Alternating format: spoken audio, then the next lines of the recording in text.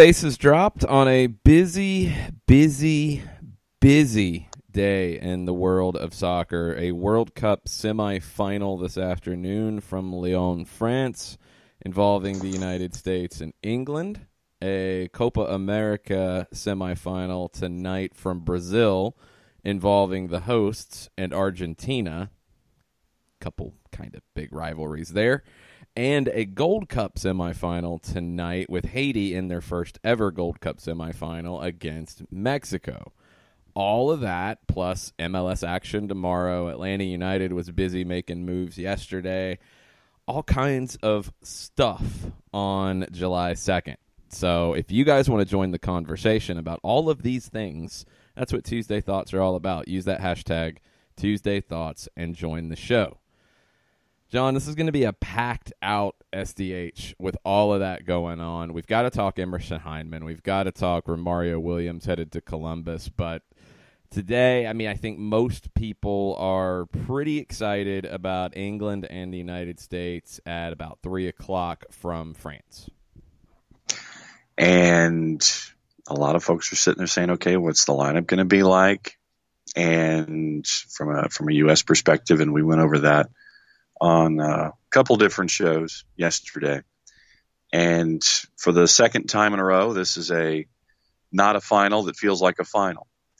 And for me, this is must view. And so this is going to be, I feel like somewhat TO-ish. I don't know if it's going to be popcorn, but something will be ready. And it's interesting, and it's fun to see all of the written word around it, where, and this is something that I want to get into with Jessica Sharman when she comes in at the bottom of the hour, is that it's not just singular viewing. I mean, you have the male sports fan who is legitimately interested in watching this. And I think that to me, it speaks out for where we are just as much for this match as we are just looking at it from a casual perspective, because a lot of folks, and I was reading some of the British papers, and a lot of folks were sitting there saying, you still have that section of older male that's locked into cricket, but you have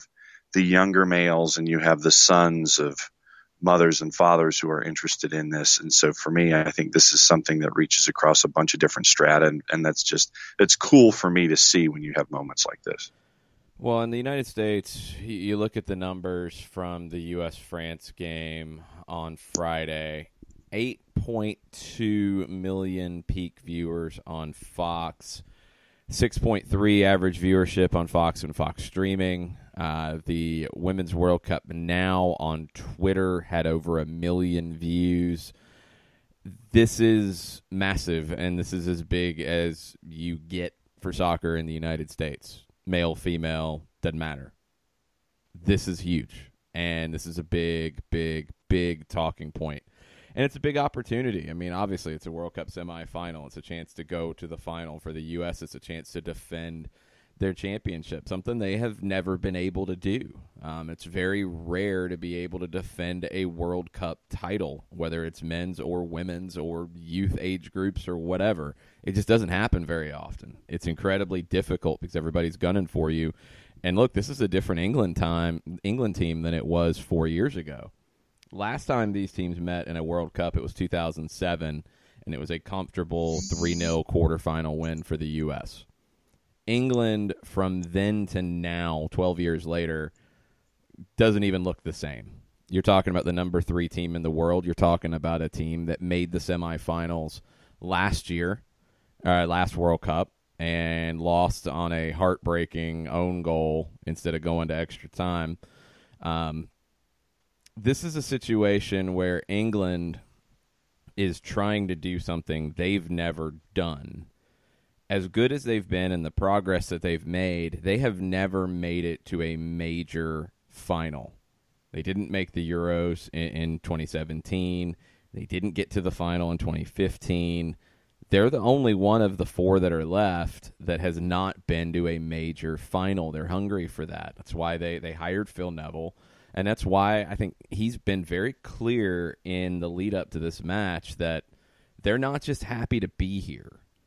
And I think you get that at times, and you've had that at times in this tournament. We talked about it last night with soccer over there and Italy. And the talk for Italy coming into their quarterfinal match was, we've gotten further than we've ever been. This is a huge deal. We've accomplished so much. It almost felt like they were satisfied in some ways. And your hunger drops a little bit when you get to that point. You don't have that situation with England, and you don't have that with a guy like Phil Neville in charge. This is a group that has played the U.S. incredibly tight in their last 5 appearances. The U.S. has won 3 of those, but all by the 1-0 scoreline. The draw was 2-2, and that was enough for England to win the She Believes Cup back in March, and that's not your average, just friendly tournament. In the women's game, that tournament has a pretty good bit of cachet, and when you have U.S., England, Japan, who had been to back-to-back finals, and Brazil, who we know what Brazil can be at the women's game, that's a competitive tournament, and England won that back in March. I don't think anybody on either side is overlooking any of this, is thinking this is not a big deal. This, to me, in this tournament, this match today is the best match we've seen coming in. It's the 2 best teams that have matched up. England has had a far better tournament than France, in my opinion. And they are the other team outside of what the United States has done in the tournament that has played like a champion. And this feels like it could absolutely be a final. Well, it's one step before that. And it's going to be a very intense physical battle this afternoon. And I think that a lot of teams coming into this tournament and getting through this tournament have gotten past that idea of, we're just happy to be at X level. And that to me is, something that when we got into this from the absolute beginning and we were talking about teams that could win this, I mean, we had 8 teams that could win this if something fell one way or the other. And I think that the happy to be here, I think, has gone out the window for a lot of teams as they've improved over the last couple of years. And I know that we've also talked on other shows about the officiating and who's going to be with whistles and flags in this particular match. And I think that, to your point about it being a physical match, I think that the analysis that you gave about the crew that's going to be doing this match, I think, is just as important. Yeah, it's a Brazilian referee who is in charge of this one, and you will probably remember her in this tournament. This is her 4th game. You'll probably remember her mostly for her performance in the China-Spain game. That was pretty physical. China was not quite to the same level as they were against Germany, where I did think it was dirty. And I thought it was very intentional with late tackles and studs-up challenges at the ankles. She doesn't like to throw a lot of cards, and that would be my concern here. But I don't think you're going to have a dirty kind of game. I think you're going to have a very physical game. I think you're going to have a lot of physical challenges.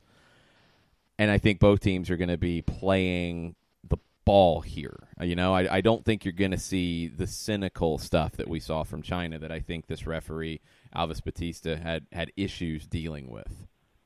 So I'm good about that, and I'm good that if cards don't decide this, I'm very good with that. But this is the biggest game that she has had.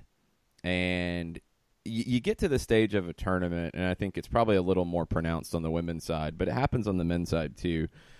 You do have to start planning out, okay, who's performed well enough to get to the final, who can do the final, because you have issues with countries. If you have a great referee from the United States, for example, well, they can't do this game, obviously. The only other game they could do would be the other semifinal.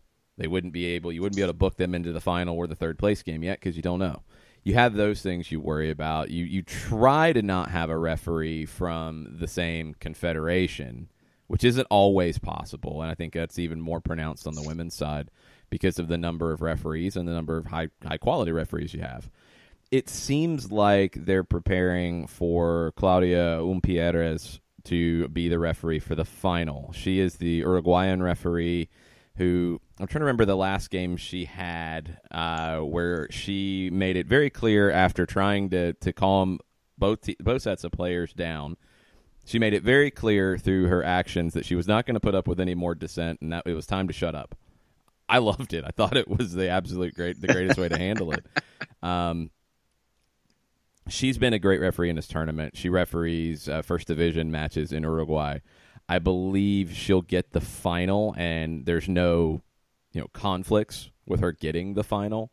So when you set that up, okay, we're going to put her in the final, because I think she would have been on this game otherwise. Then you work backwards to who can do this game. And you have a Canadian referee on the other semifinal. You couldn't have a Canadian referee on the U.S. game because of sharing a border. So this is the next best referee. And is it maybe a little bit of a stretch for what she's done before? Could be. We're going to find out. But in the tournament, she's only thrown one yellow card. That's a number to keep in mind today with two teams that are going to push it physically. I don't think it's going to get dirty or cynical, but you shouldn't see a lot of cards here if Batista sticks to the way she's called matches in the tournament before. And you don't want to get a game of this import. I don't think you want to get one bogged down in cards and discussions and you don't. blowing. But you don't want a referee who's afraid to go to the book either.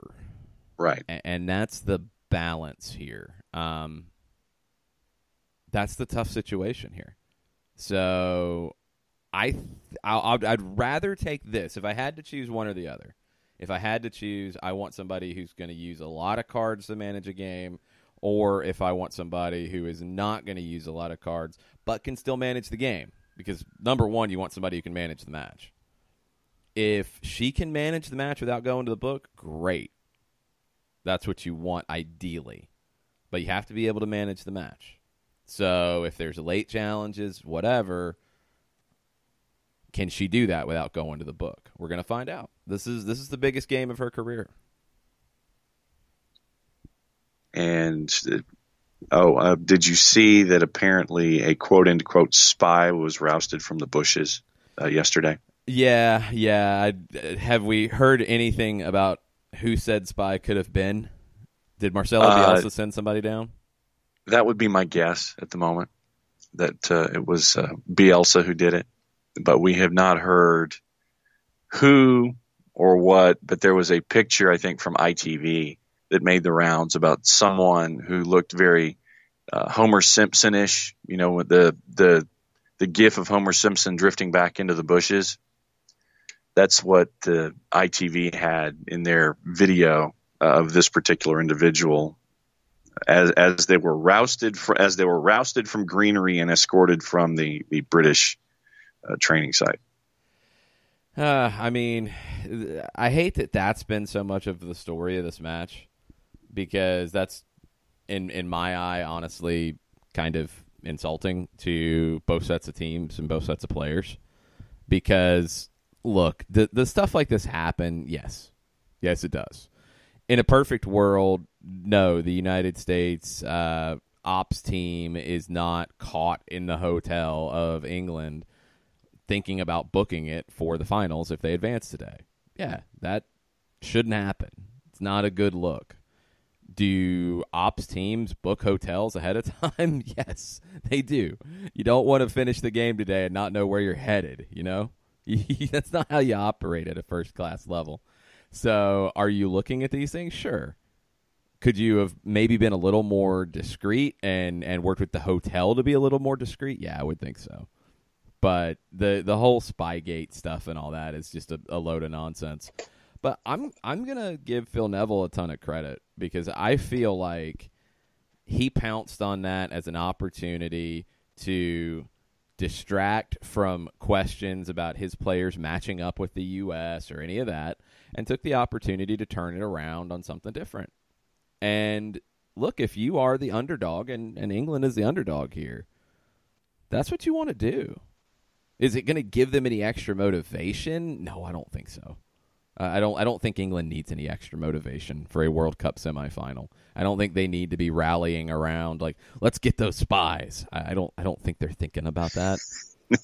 But I think changing the conversation a little bit in the lead up, hey, you take the full advantage to do it. From a media perspective, though, what I want to get into today is how does the United States beat England? How does England beat the United States? What to look for, what players to look for, all of those sorts of things, because that's what matters on the field in the 90 minutes or 120 minutes or all the way down to penalties if that's what it takes. It's not about ops folks booking hotels. It's not about random people in trees, which you don't know who sent who and who they are and what. It's not about any of that. It's about the players who are going to be on the field representing their countries in a World Cup semifinal. They deserve the conversation to be about them. And that's what we're going to do today, is we're going to talk about that. We're also going to talk about the moves Atlanta United made yesterday, trading Romario Williams to the Columbus Crew. That opens up a roster spot. That allows them to bring in Emerson Hyndman on loan from Bournemouth for the rest of the season with an option to purchase his contract outright at the end of the MLS season. It's a big move. I don't know where people feel about what Emerson Hyndman is going to bring to the table. I've seen so many different takes across the board, but in terms of just sheer talent and how he can fit into this team, he's kind of the blueprint that you would want to see for a midfielder in this team. So now it's down to him to earn that playing time because it's not going to be handed to him. He's got a lot of players who have been here for a while and know the system inside and out and do not want to sit on the bench. So it's going to be another bit of talent into this group that already has a lot of talent to continue pushing towards defending an MLS Cup title. All of that, plus your Tuesday thoughts. You join the conversation on Twitter using that hashtag Tuesday Thoughts at Soccer Down Here, and let us know what you're thinking about the match today, the matches tonight with Argentina and Brazil, Mexico and Haiti, about Atlanta United's moves, about Atlanta and Chicago tomorrow. Let us know all your thoughts on a busy, busy Tuesday. We're going to take a quick break, and we're going to get into some of those thoughts right after this. Looking for future leaders we can trust and believe in? Look no further than the high school student athletes right here in Georgia.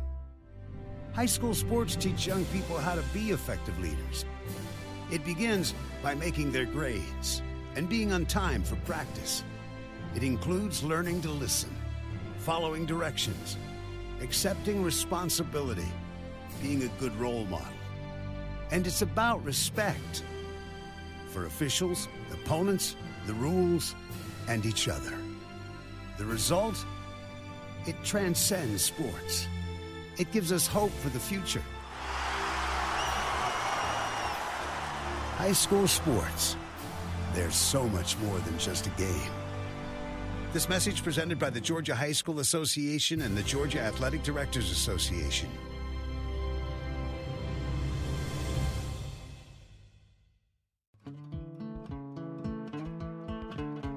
Today's show is presented by Appolinsky & Associates, personal injury lawyers with over 30 years of experience, supporters of Atlanta United, Faction, and Inter-Atlanta Youth Football Club. If you've been hurt in a wreck, contact Steve today at steve@aa-legal.com or call in 24/7 at 404-377-9191. The initial consultation is free. We know that every driver is different, and a one-size policy does not fit all. That's why Country Financial offers a variety of discounts, so you get the coverage you need and the savings you deserve. From good driver to good student, multi-policy to multi-car, we've got a discount to suit every driver. Call Jason Wright at 678-568-6871 today to see what you could save. On Facebook at Jason Wright Agency or by phone at 678-568-6871. Discounts vary by state. Policies issued by Country Mutual Insurance Company, Country Preferred Insurance Company, or Country Casualty Insurance Company, Bloomington, Illinois.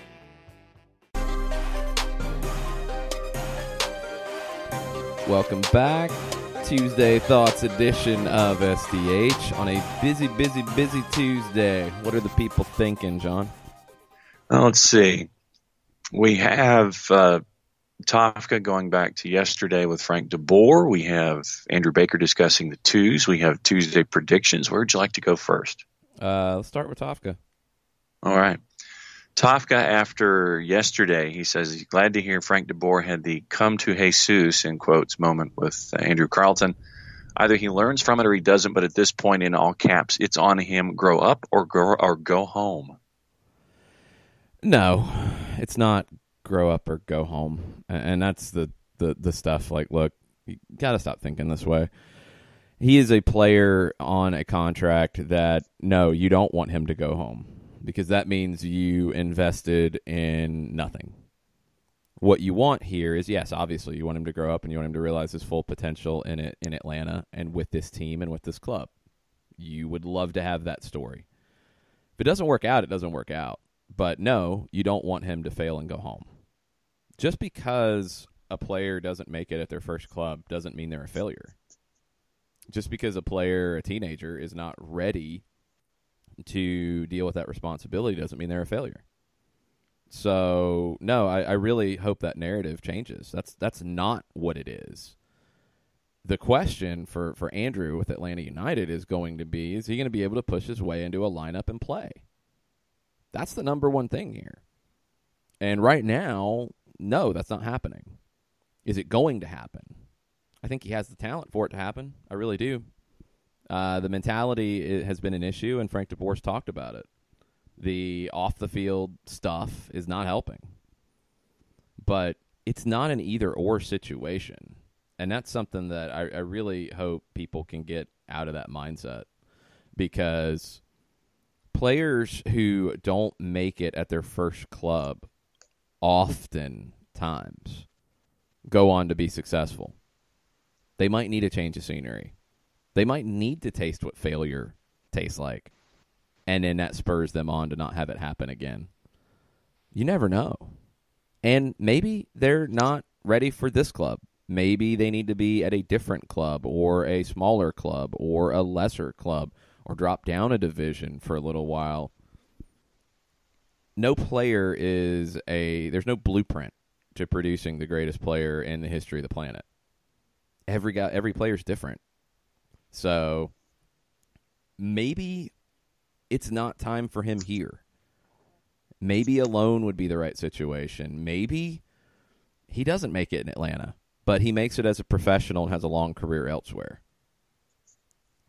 Don't root for failure because it doesn't work here. You want any player, especially a player who comes through the system, to be successful somewhere. You'd love for them to be successful here.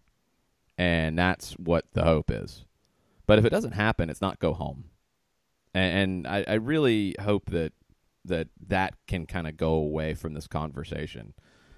You know, you don't know. I mean, how many times have we seen it with clubs in England and Europe where a player comes through a big club and it just doesn't work out, but they go to another club and have a 10, 15-year career?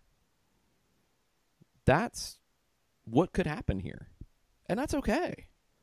It's not the best situation for Atlanta United because you want him to be that star here. But if that doesn't happen, it doesn't mean it's a complete and utter failure either.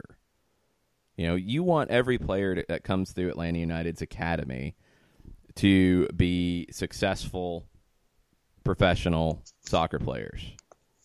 What successful means for them could be different than what you think it means, or it could be different than what it meant for player A, B, C, or D. So I want Andrew to have the opportunity to be that professional player that we know he can be. And I would love for that to be here. And I hope that this is that wake-up call that he needs. But no, I don't hope he goes home if it doesn't work out. No, I don't want that to happen at all. I want him to go somewhere where it does work out. Andrew Baker, soccer listening in Germany this morning. 18 months into the twos, in your opinion, are we seeing value? For me, it's yes. Miles isn't Miles without those minutes last year. Not sure the Romario trade happens the way it did without him getting minutes too. Performances could be better, but that isn't the point. Yeah, I think you're seeing success. I mean, Miles Robinson this season is directly down to the investment that you put in the twos. I really think it is. I don't think if you didn't have the twos last year, I don't think you have Miles Robinson this season. And you're giving up more goals, and you're in a whole different world. So for that reason alone, it's worth it. For all of the young players who are getting professional minutes, it's worth it. For your Will Vince, for your George Campbells this year, it's worth it. The results aren't the only thing that you measure it by. And that's something that, look, you're going to see a lot of chatter, and you're going to see a lot of people try to make a narrative out of something. That's what social media is these days. But Atlanta United, too, has been successful because it's given, I mean, I don't have a number on it, but the number of minutes it has given academy players, the number of minutes it has given your Miles Robinsons who needed them. Look, Andrew Carlton's a better player for having the twos. That's absolutely true. Being able to give guys minutes to keep them fresh, it's worth it. Do you want them to be better on the field and results? Absolutely. You want that to happen because then you get more meaningful minutes. You get playoff minutes. You get a different level of pressure. All of those things are very, very important. You want that. But existing is also incredibly important for this group. So, yes, it's been 100% worth the investment. I mean, you mentioned Will Vent, you mentioned Jackson Conway. You see the likes of Wesley Dacus and Guillermo Benitez come in. John Gallagher getting minutes, and he's now, because of a log jam, he's at Aberdeen, but we got to see what he's been capable of. So, I mean, that's just a small sample size of what we've been able to see with players who've come in, academy players who've had opportunities, and development that has increased and sent players either up or elsewhere. So, no, for me, it's an absolute plus. Okay, before we move on, Tafka, I know you didn't mean go home literally and relax, but that's a point that I needed to make because I've seen that not just from you. It's a point to the general public. Look, sometimes I hope people understand that when a question comes in and we start talking about it, it's not a one-on-one conversation because everybody else is listening too. It is a conversation about a bigger point. And there are plenty of people who have said that if Andrew Carlton doesn't make it with Atlanta, that he's a failure. And that's just 100% wrong. Not saying that you're rooting for him to fail. I don't think I said that. I hope it didn't come off that way. I'm saying it's not an either or. And there's been way too much of that. He might not make it in Atlanta, and that doesn't mean he's a failure. I hope that's understood, and I hope that Atlanta fans are not hoping that it is, well, if he doesn't make it here, that it doesn't work, that he just doesn't make it. No, if he doesn't make it here, go on and be successful somewhere else. And maybe that's what's needed. Maybe that's what's needed for a short period of time. Maybe that's just his path. Who knows? Don't know yet. But no, Tafka, I know you're not rooting for his failure. Just understand that sometimes when questions come up, they become a bigger conversation than just a one-on-one. So, Tafka, I hope you know where I'm coming from. Just want to make sure. And I don't want you to think that I'm rooting, that I think you're rooting for his failure. Not at all. I know. It's just that has come up, and that is something that I hope people understand the bigger conversation of developing players. Because, I mean, it goes back to the twos question. It's just a general point of emphasis here when you talk about developing professional players. It's not a straight line. If the twos lose games, it doesn't mean that the player development situation is broken. You know, if a homegrown signing doesn't make it, it doesn't mean that somebody failed their job. And that's how a lot of people want to define this. And again, it's a lot of times it's people trying to create a narrative that's not there, because that happens. Not every player who comes through an academy and signs a professional contract becomes an all-star. Not every player who you thought was going to be the one is the one. And plenty of times players that you didn't think were going to be the one end up being the one. That's just how it is. So you follow this along, but I think too often it is followed with a magnifying glass when it comes to player development, and it should be followed with a telescope. It's just not that simple to say, oh, well, it didn't work for this guy. Well, they're awful in developing players. Because if you want to do that, then how many players have Dallas signed to homegrown deals that didn't make it? Oh, they're terrible at developing players. Yeah, Paxton Pomacall and Edwin Cerrillo and Ricardo Pepi would say otherwise. bigger picture situation. So I hope that that's understood. Let's take a break, and let's talk some USA England with our friend Jessica Sharman from the Unrelegated podcast and from our World Cup dates. You know, she's got a big day ahead as well, and we'll get the England perspective and what she thinks England can do today to deal with the challenge of the United States in a World Cup semifinal. Let's take a break. We'll be right back after this. A ranger station. I'd like to report a bear hug. Okay. I put out my campfire and Smokey Bear hugged me. So you drowned the fire, you stirred it, drowned it again, and felt that it was cold? Uh-huh. Yeah, but he's just letting you know you did good. Bear hug from Smokey Bear. Status update. I'm gonna let you go now. There are many ways to start a fire, but one sure way to put it out. Learn how you can do your part at SmokeyBear.com. Sponsored by the U.S. Forest Service Ad Council and your state forester. As a business owner, you know that every year brings new challenges and opportunities. The success of your business demands expertise and focus. And Country Financial can help you keep that focus by helping ensure you have the right insurance protection in place to meet your goals. Jason Wright can help you create a customized insurance plan that has coverages designed just for your business. Give Jason a call at 678-568-6871 or reach him on Facebook at Jason Wright Agency. Coverages vary by state. Policies issued by Country Mutual Insurance Company, Bloomington, Illinois. This is what matters. This is beyond X's and O's. This is the difference mutual respect makes. This is what character looks like. This is what defines us in Georgia. This is sportsmanship. School sports. It's not the outcome that matters most, but the way the games are played.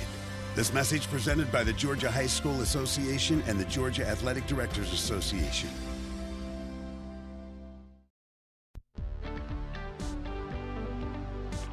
If you've been hurt in a car wreck, contact my friend Steve Apolinski of Apolinski and Associates.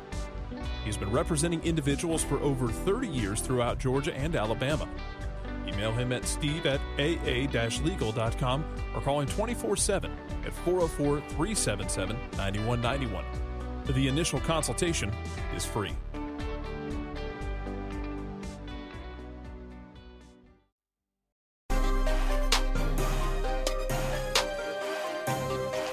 Welcome back. World Cup semifinal day one, and the big one for those of us around here, United States and England, this afternoon from Lyon, France. And we've been talking World Cup all summer long with Jessica Sharman from the Unrelegated podcast. And Jess joins us today to preview this massive match. What's up, Jess? You know, I am shaken.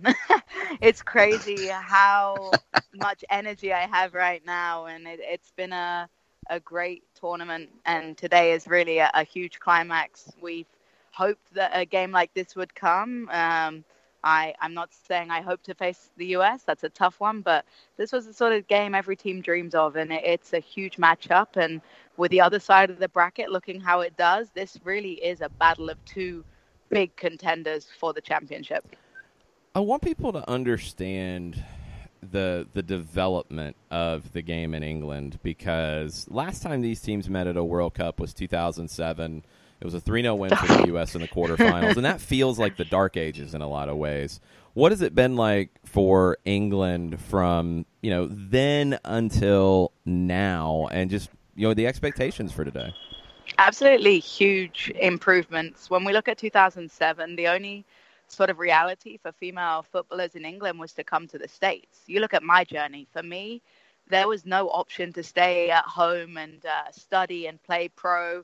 It was, hey, you're going to go to America, you're going to get a scholarship, and that's the best place to be. That was where every young football player wanted to end up, was the United States. We sort of idolized America. We saw that as the real figure place of making it. You made it if you made it to the US. And what's so interesting now is England has changed its dynamic completely. We now have far more professional teams in England than the USA. We have developed leagues that truly mirror the male system, and the progress is endless. And now there's so many players that are not choosing to come to the States because they're realizing they can make it as a professional in England. And we have a better domestic league as far as I'm concerned, and that's going to start showing with players like Sam Kerr who want to make a move over to England because they see that the future is, across the pond. And it's an exciting time, and it's truly showing with the level. And today, I don't know if there is a favorite, really. I'm sure the odds are going with the U.S. slightly, but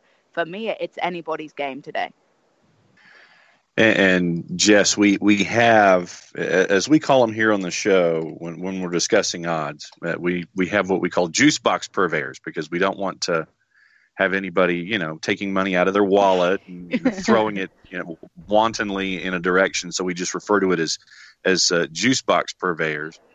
And to what you said, the listing did have, and hasn't moved a whole lot, but for those who are interested in this kind of information, the U.S. is at a -120, so slight favorite to win outright. But the interesting dynamic with Phil Neville is someone who dove into the women's game, guy who wanted to learn a lot about it, and learning about differences between managing men's and women's sides. And so the environment has been something that Neville has taken, and he's been a sponge just as much as the players have. And I think that that's also been something that has been just as vital to the growth of the team in the tournament. Yeah, I agree. I mean, when Neville came in, there was a lot of controversy. He's famously made some comments that weren't exactly pro-female football, but he's really learned and he's changed and he's grown on every single fan out there. And honestly, I feel like he's become sort of a model for the men's view of women's soccer. There has been a lot of ignorance surrounding the game. There has been a lot of gender stereotypes, but you know what? Neville has publicly shown how he's realized that actually this game is incredible, and the transformation from some pretty terrible Twitter comments,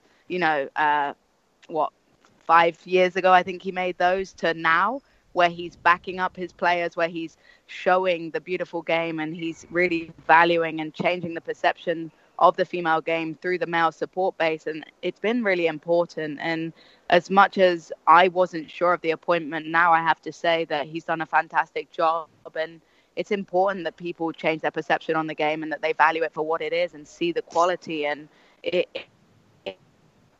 remarkable how the quality of this tournament has changed so many views. I've seen people that made some pretty derogative comments early on watching that have now seen, as the quality has improved, that actually this is a fun game to watch. I read an article saying the quarterfinals of the women's tournament outperformed the men's tournament quarterfinals in England. Now that's an incredible statistic. It's just an exciting time, and for the first time in my life, there's people on social media, my friends, my male friends back home, speaking exactly the same about the women's tournament and with the same excitement as they did in Russia, and that's an incredible progress. That's a part of what I love about what Phil Neville's brought to the table for England, is that I feel like he's giving the team and the program a real personality, and there's a couple different elements to it for me. And we've talked a lot during the World Cup dates all summer about Neville's rotation policy and giving so many players opportunities to play. And I was watching the documentary on the BBC about the team, and I think part of that comes down to the fact that Phil Neville was a player who narrowly missed out on the World Cup twice. He didn't get that opportunity to go. And I think he's been so good at incorporating not just a starting 11 and a couple of substitutes off the bench, but the whole squad in the journey. And he has all of them buying in to this idea that England can play a possession-oriented style and dominate the ball in these moments. And honestly, I don't think they go away from that today.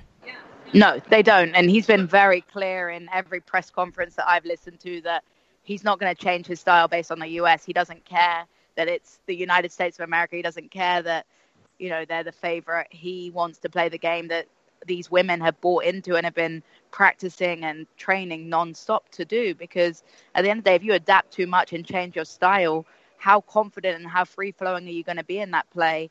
And I think we see more success if we keep possession. I think we see more success if we stick to what we've been doing. And I tell you, our right side is going to dominate today. And I'm excited to see the Bronze-Paris combination play that we've seen all tournament. And I think this is just the start of it. And like you say, I think the squad rotation is key in some ways. At times, I haven't been a fan of potentially the goalkeeper switch, but at the end of the day, if you have a happy camp and you have a happy group of women, you're going to be getting better results, because nothing is worse than when half your team is disengaged. You can't get a quality practice. If they're scrimmaging 11v11 in practice and the 11 that's facing the first 11 don't want to be there, what kind of preparation is that? And so he's doing a great job of keeping every player motivated, every player believing that they're playing a role.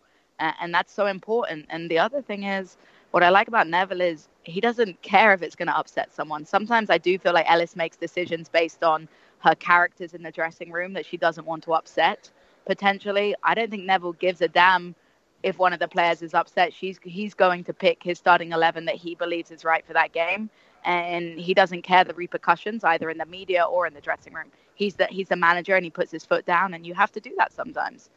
I want to get into that lineup with you a little bit, because we'll get to the right side in a minute. That's really important, and that's where England has a clear advantage in my mind.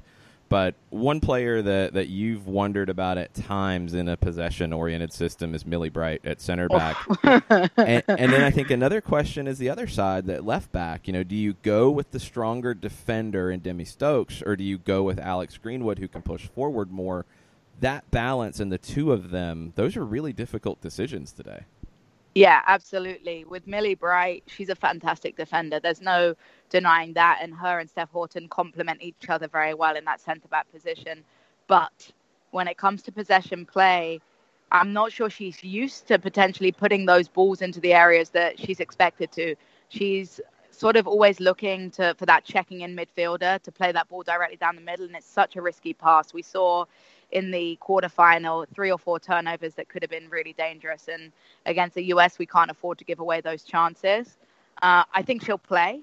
I think she will have been working, all over the last few days on that style of play. But she needs to realize that as much as in the dressing room you may be given directions on how you want to play, these players on the field have to make their own decisions, and they can't force the pass. That's something that we really worked on in the college mindset. When I was playing as a goalkeeper, yes, my coach wanted me to play the ball out the back. Yes, he wanted me to look for checking in players. But at the end of the day, if you didn't think it was on, if you weren't confident that you could make the pass and have it connect, he wanted you to just welly it out there. And that's what sometimes Bright needs to do. If at times, instead of playing that intricate through ball, just clear your back lines. It's okay sometimes to turn the ball over in the opposition half. It's not okay to turn the ball over in your own half in those dangerous positions down the center of the field. Well, Jason, do you want to get into the right-hand side right now and 2 versus Crystal Dunn and help? How do you want to play this now? Yeah, let's get into that side of it, because that's where it's a different conversation than what the U.S. had to deal with against France, where it was a winger in Diani, who's one of the best players in the world, up against Crystal Dunn, a converted attacker playing left back. It's a little more of a 1v1 battle, and Dunn was outstanding. Fantastic, in that. Yes. That's not the challenge today, though, because you have the best right back in the world in Lucy Bronze and Nikita Paris, who has been outstanding in this tournament. I don't think Jill Ellis can defend in the same way against the two of them, because Megan Rapinoe is not being asked to be a defensive winger. Megan Rapinoe is not who you want back defending. No. You were sliding Sam Mewis over a lot of times, sliding a central midfielder over to help. I feel like if that's the case, if that happens early on, Phil Neville will be smiling on the touchline and try to exploit it. Yeah, absolutely. When you look at the French game, and Diani's fantastic, like you say, she's a great one-on-one, but she didn't have the same support coming from behind her. She didn't have the overlapping option as much. It wasn't creating 2v1 situations. Now, Paris and Bronze love to create the 2v1 situation, and it's a very unpredictable 2v1. Sometimes you see Bronze, bombing around for the overlap, but sometimes Bronze checks inside for the pass, and she'll cut in and she'll take a shot. It's very unpredictable with Paris and Bronze, and I think Paris potentially offers a little bit more ball control than Diani. Diani was extremely quick. She had some good moves, but I think Paris is a technically better player as well. I think it's going to be a real struggle for Dunn. She has had a great game. She's probably feeling a bit more confident in herself. I can't imagine being a player like Dunn with the media reception she was getting. It was pretty tough on her. I'm not going to lie. There was a lot of people critiquing her defending, and understandably so. She is a midfielder. It is odd that Ellis is continuing to stick and put her in a position that she's uncomfortable, and it's a great testament to Dunn's versatility and ability. But she's facing a different challenge today, and you're right. Rapinoe doesn't offer that defensive spark. Yes, she has a good work rate, but at the end of the day, she's very, very forward-minded. She's not a defensive midfielder at all. And if the US has to bring people in from centralized positions, it's going to create a lot of different space for England to exploit. And I think we're going to see a lot of success down that right-hand side. All right. So then when the USA's on the counter, go X's and O's and give the Jessica Sharman analysis here. How does England deal with the US when they're on the counter? I think we have to be smart about where we give up fouls. I'm not someone that enjoys technical fouls or professional fouls, but there are times where we need to on the counter attack, but we need to give those fouls away, just after the halfway point, nowhere within the sort of 20, 25-yard range, because we've seen how good the US can be from set plays. I think it's about standing up the wingers and forcing them to do something other than put in crosses. We know that they want to put in deliveries into the middle, but Alex Morgan isn't the best when it comes to those crosses into the box and finishing them. And with the likes of Houghton and Millie Bright in the box, I fancy them in the air more. And like I say, I really think that England needs this mind in their head, like a sort of reminder that sometimes it's okay to just clear the ball out sloppily. It's okay not to have to keep possession when you're defending. It's okay to just clear your back lines and take a breath and sort of reconnect, because we've tried a lot during this tournament to always keep possession once we win the ball in the defense, and that can't always be done. Sometimes it's okay to turn the ball over at the halfway line and clear your back lines. Like I say, it's far better to give the ball away in that sort of territory rather than in your own territory. I think if we keep Rapinoe and we keep Heath quiet, I think Heath was fairly quiet against France. If we keep those wingers quiet, I don't think the US has that much going for them. I don't think they have a plan B so much as cutting in and taking shots. And if we keep their shots from outside the box, we've got a good goalkeeper in net in Barzi, and I think she'll save anything from that sort of 20, 25-yard range that we've seen the US compiling their shots from majoritarily. So let's finish up with this, Jess. If England gets the win today, who are we talking about as the main reason why? And if the United States wins, who is going to be the difference maker at the end of the day?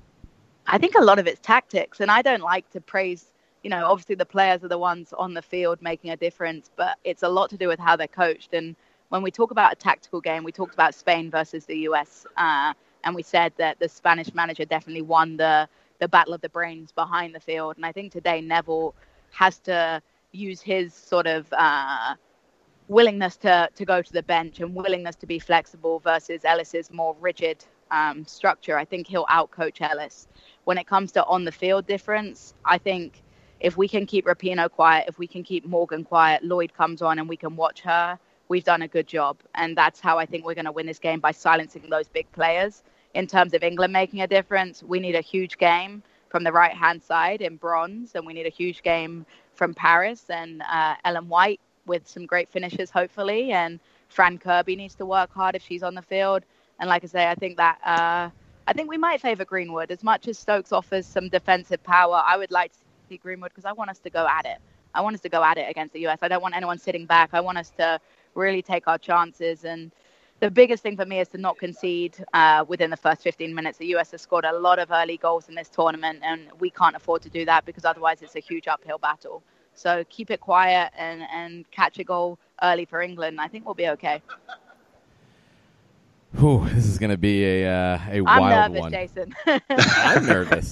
I don't think anyone realizes. Like, I have literally, when this matchup came up, it's a tough one, because obviously I've lived here since 2013. I've grown to love this country, but I'm English through and through. And there's been a couple of people ask me who I'm supporting, and there's no doubt in my mind who I'm supporting today. It's going to be England through and through, but it's a huge game, and I have to say, look. The other side of the bracket, yes, is still a tough one. We've seen Sweden and the Netherlands grow into the tournament, but Germany just got knocked out, and I think that's a great sign for whoever makes it through today. Yeah, Germany was the one who I think really scared you on that other side, and the Dutch are an up-and-coming team, and they have every opportunity to take advantage of the situation. I don't think Sweden's quite at the same level as the rest. I feel like the Netherlands are the clear favorite on the other side, But this feels like the World Cup final to me. This feels like the two best teams in the tournament, and it feels like a match that could go for quite a while today. Yeah.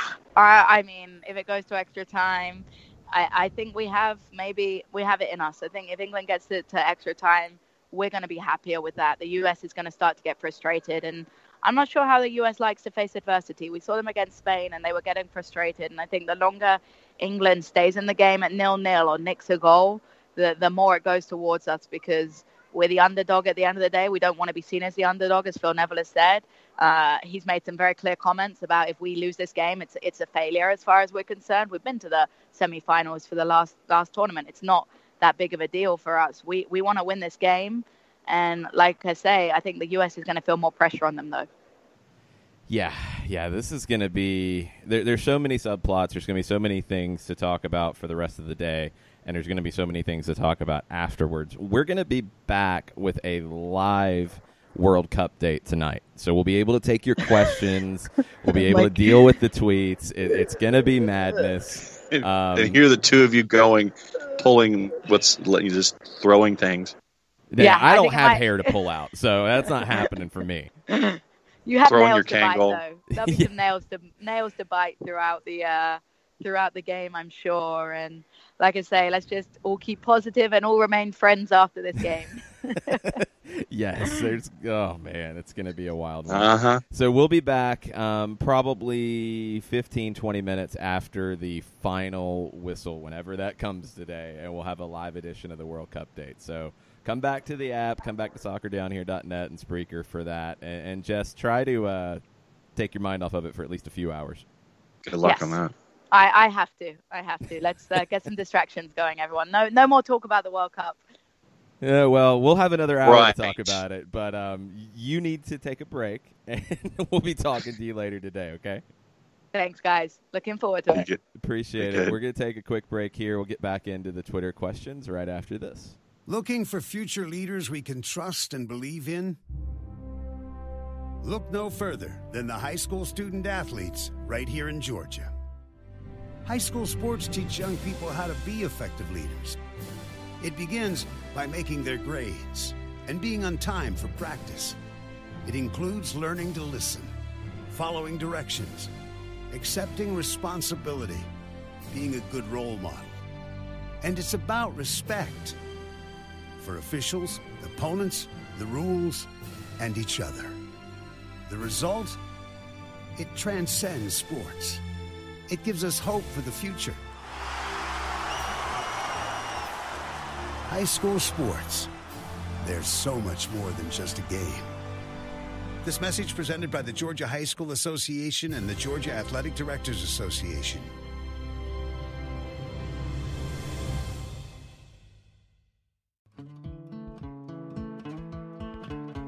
Today's show is presented by ATLUTD Associates, personal injury lawyers with over 30 years of experience, supporters of Atlanta United, Faction, and Inter-Atlanta Youth Football Club. If you've been hurt in a wreck, contact Steve today at steve@aa-legal.com or call in 24/7 at 404-377-9191. The initial consultation is free. We know that every driver is different, and a one-size policy does not fit all. That's why Country Financial offers a variety of discounts, so you get the coverage you need and the savings you deserve. From good driver to good student, multi-policy to multi-car, we've got a discount to suit every driver. Call Jason Wright at 678-568-6871 today to see what you could save. On Facebook at Jason Wright Agency or by phone at 678-568-6871. Discounts vary by state. Policies issued by Country Mutual Insurance Company, Country Preferred Insurance Company, or Country Casualty Insurance Company, Bloomington, Illinois.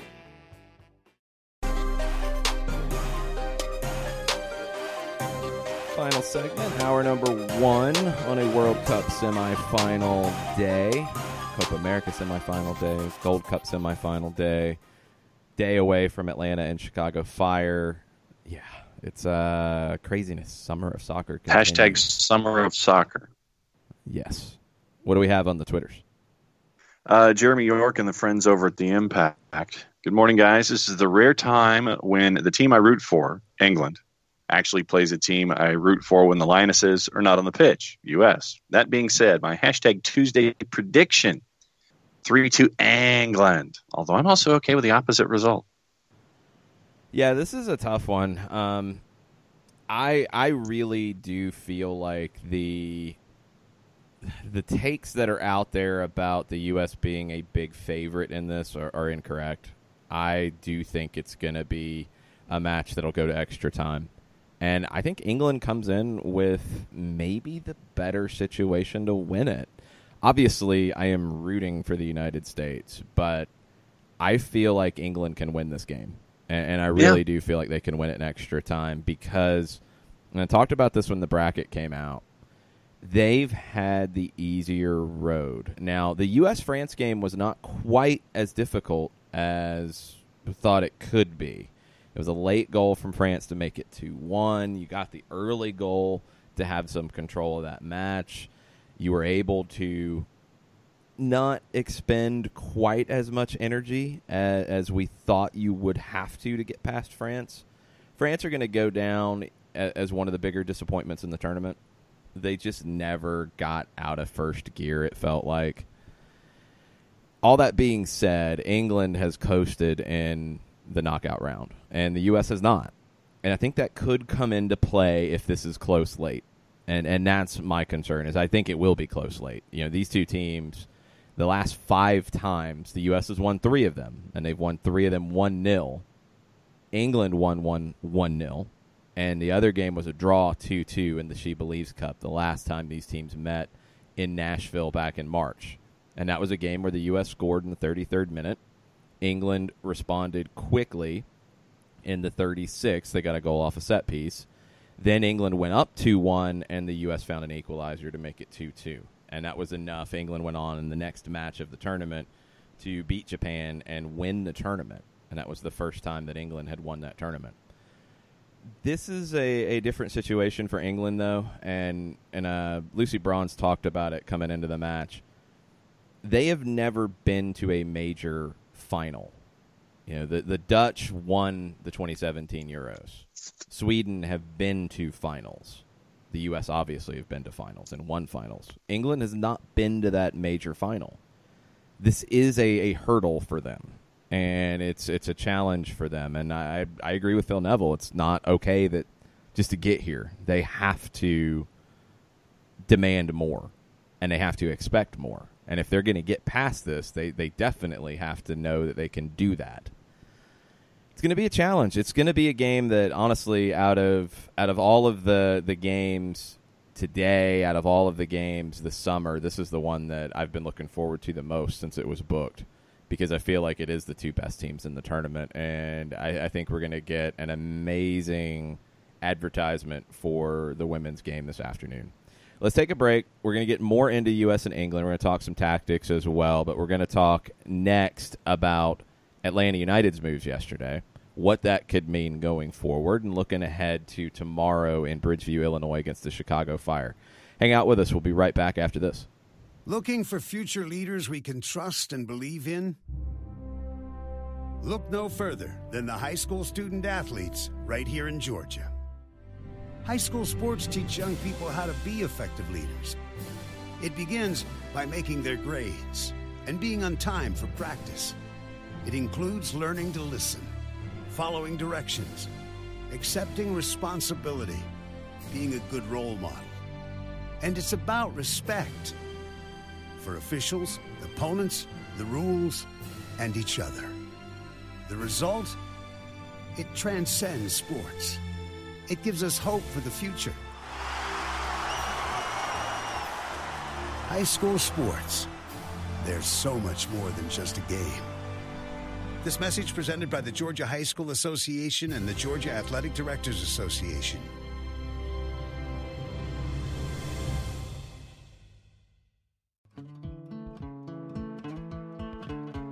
Today's show is presented by ATLUTD Associates, personal injury lawyers with over 30 years of experience, supporters of Atlanta United, Faction, and Inter-Atlanta Youth Football Club. If you've been hurt in a wreck, contact Steve today at steve@aa-legal.com or call in 24/7 at 404-377-9191. The initial consultation is free.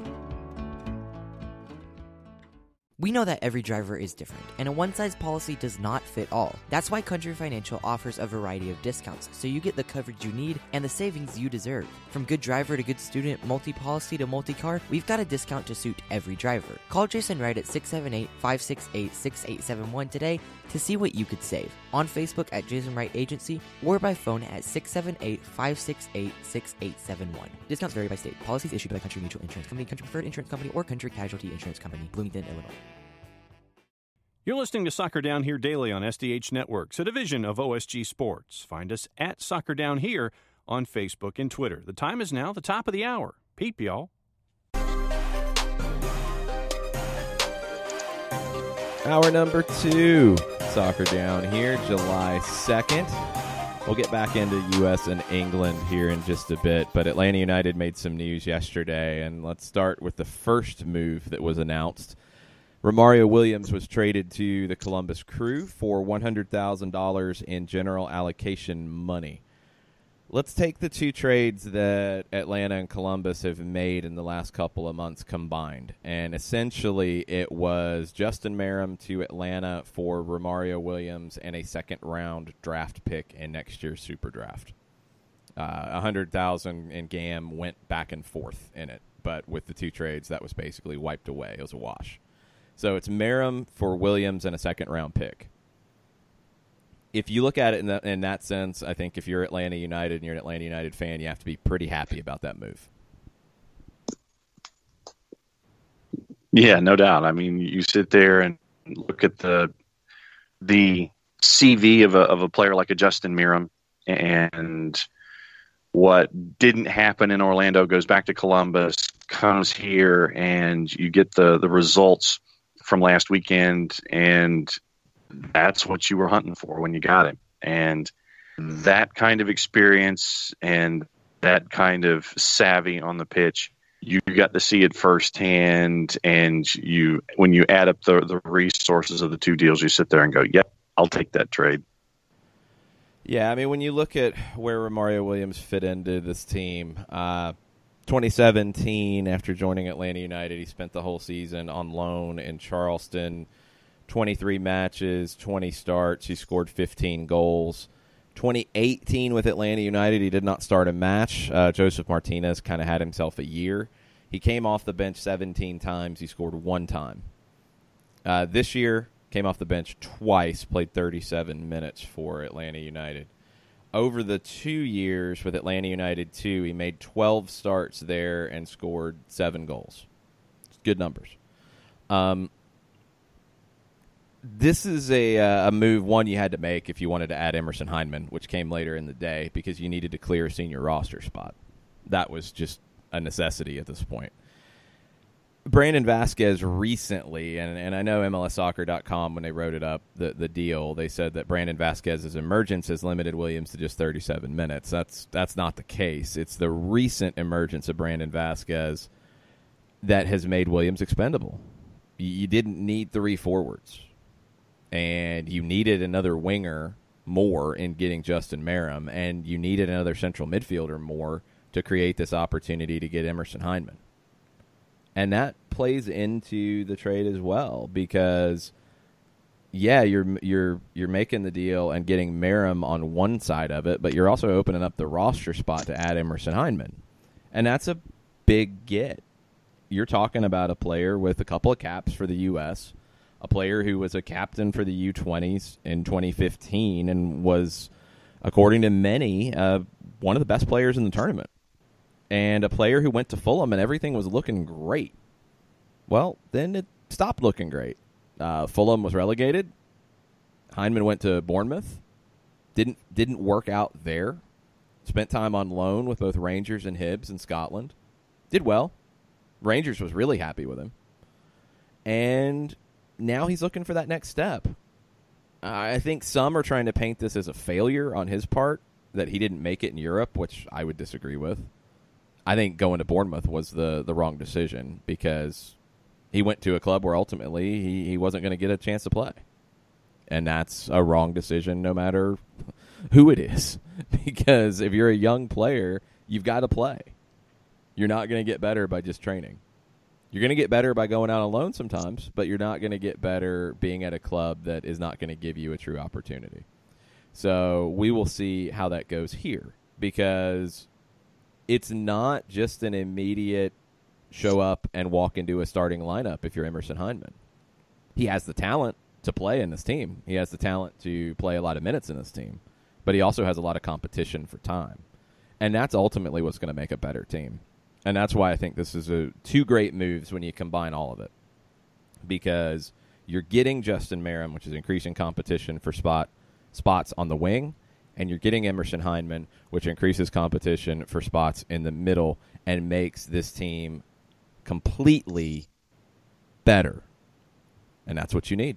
To defend a title, you have to increase your talent pool, and that's what Atlanta United's done with the moves that brought Merrim and brought Hyndman, and ended up having to sacrifice for Mario Williams to do that.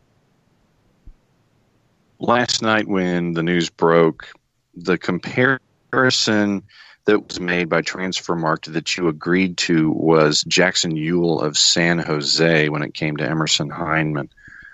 For those who haven't had the chance to see Ewell as much as you have, whether it's been in San Jose or on TV or whatever, why is that an accurate comparison?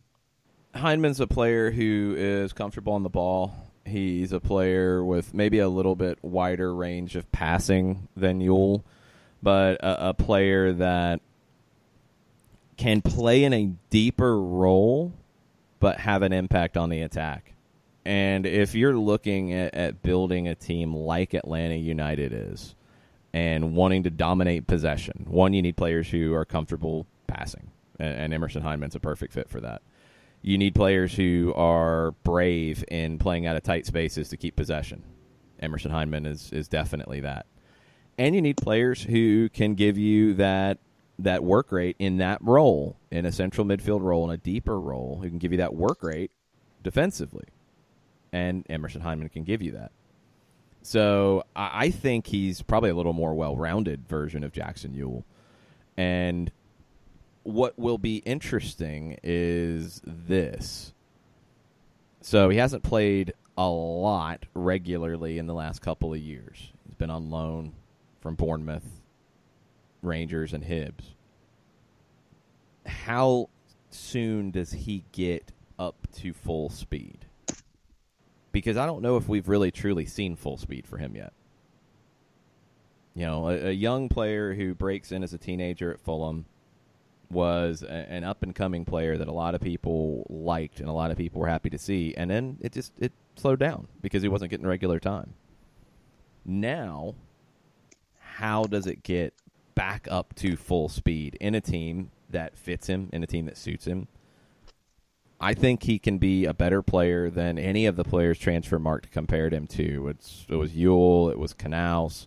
I mean, I think you can be looking at a potential Will Trapp, Michael Bradley type of central midfielder who can give you, minutes as an 8 because he's so good on the ball, but could also give you minutes as a 6 against the right type of opponent. And that's not something he's played a lot of in his career. He has played it some.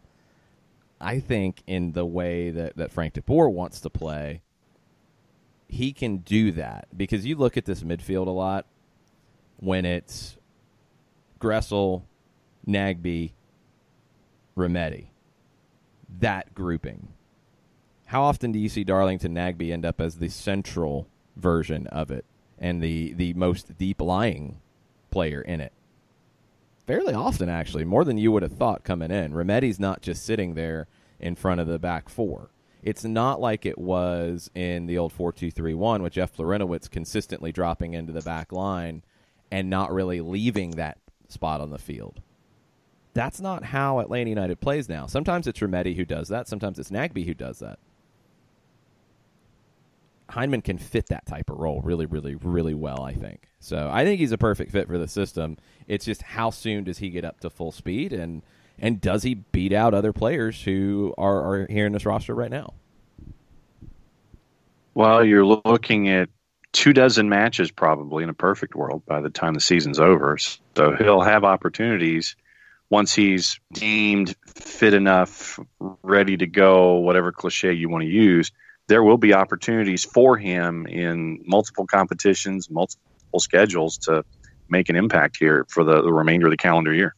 Yeah, and I do think with the other side of the deal where you had to give up $200,000 in general allocation money and an international slot for 2 years to FC Dallas for his rights to be able to bring him on because he came up originally through Dallas's system.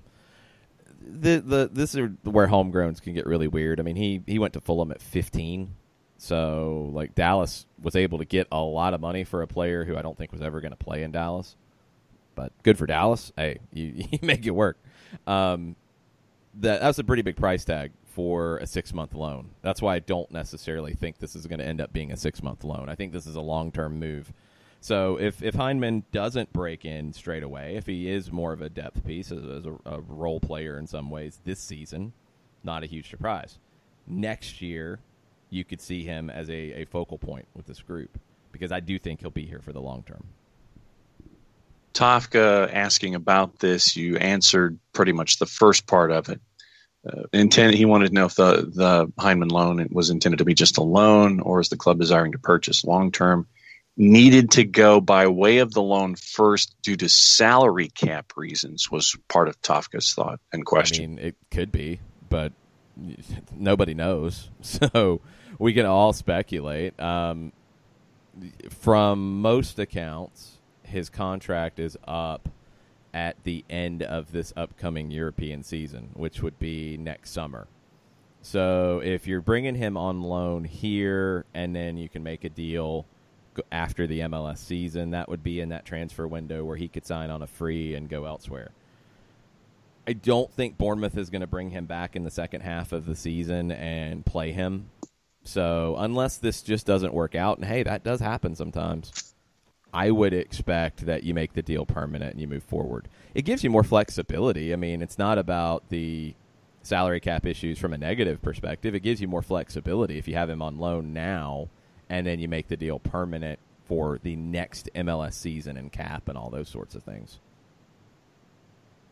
And second half of Tafka's thought here was that Hyman's been pegged as the potential replacement for Darlington Nagbe, and this is Tafka. That preseason spat at the beginning of the year was not nothing. Don't want him to go, but I think he has a desire to go home and reunite with Caleb Porter to close out his career. Doing so at 30 makes sense.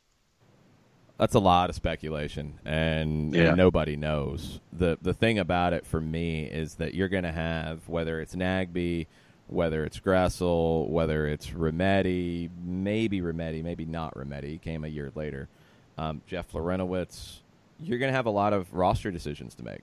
And you're going to have a lot of guys at the end of contracts, and you're going to have to re-sign guys. And a guy like Julian Gressel is going to take up a bigger chunk of your cap.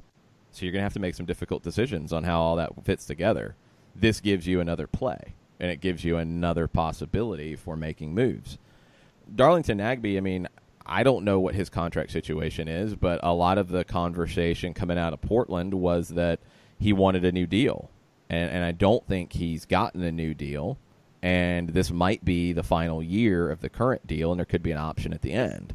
So you could have a situation where it's not even like him wanting to go reunite with Caleb Porter. It could just be that Darlington Nagbe wants to get paid.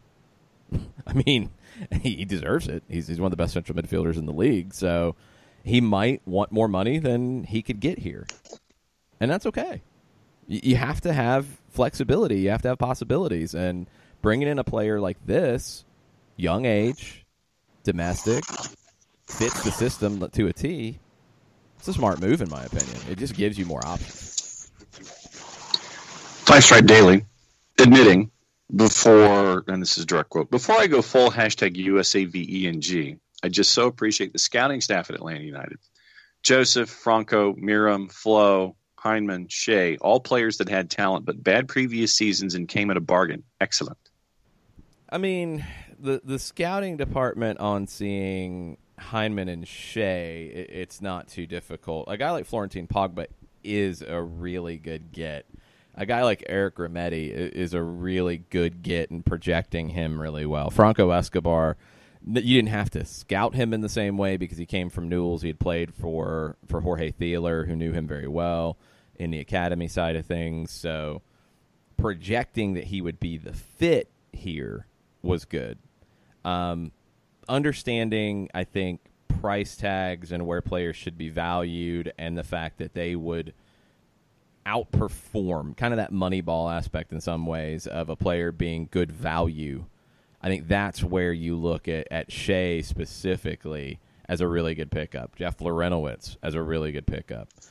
That's where I think the scouting department's really been truly shining as well. And you also have to look at some of the players that they've brought into the academy structure and they brought into the 2 structure to take a look at. I mean, players like Wesley Dacus and Guillermo Benitez, they might not sign first-team deals, but they could turn into first-team players. And that's another big get, I think. You're not going to hit on everybody, and I know every time somebody wants to bring this stuff up, somebody wants to talk about Jose Hernandez. You don't hit on every player. Jose Hernandez was a player who was a big part of Venezuela getting to a U20 World Cup final. It's not like, Atlanta United was the only club that thought Jose Hernandez was a player you want to bring in. And he's not done yet either.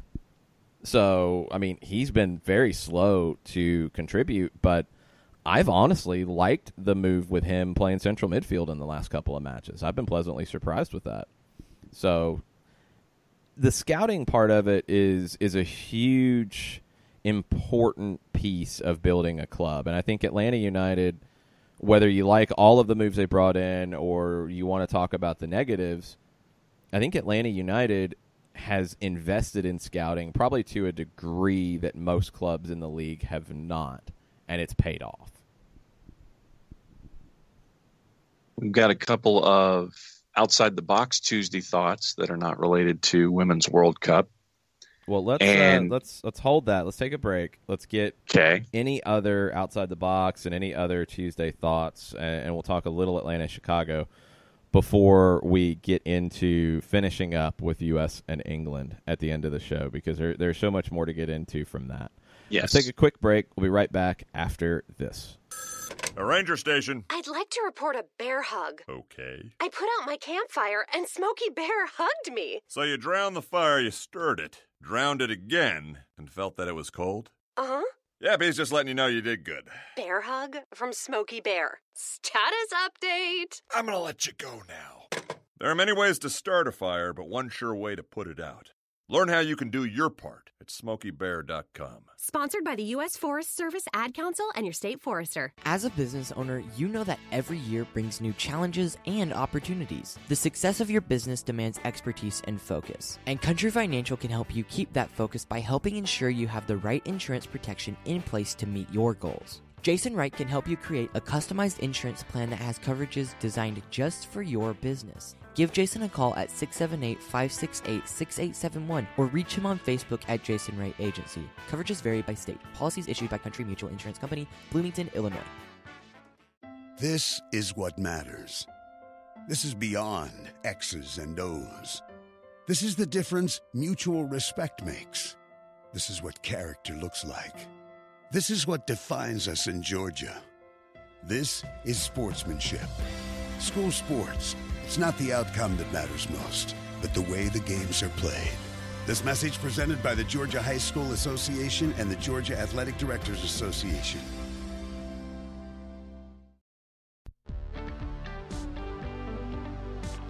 If you've been hurt in a car wreck, contact my friend Steve Apolinski of Apolinski & Associates. He's been representing individuals for over 30 years throughout Georgia and Alabama. Email him at steve@aa-legal.com or call him 24/7 at 404-377-9191. The initial consultation is free.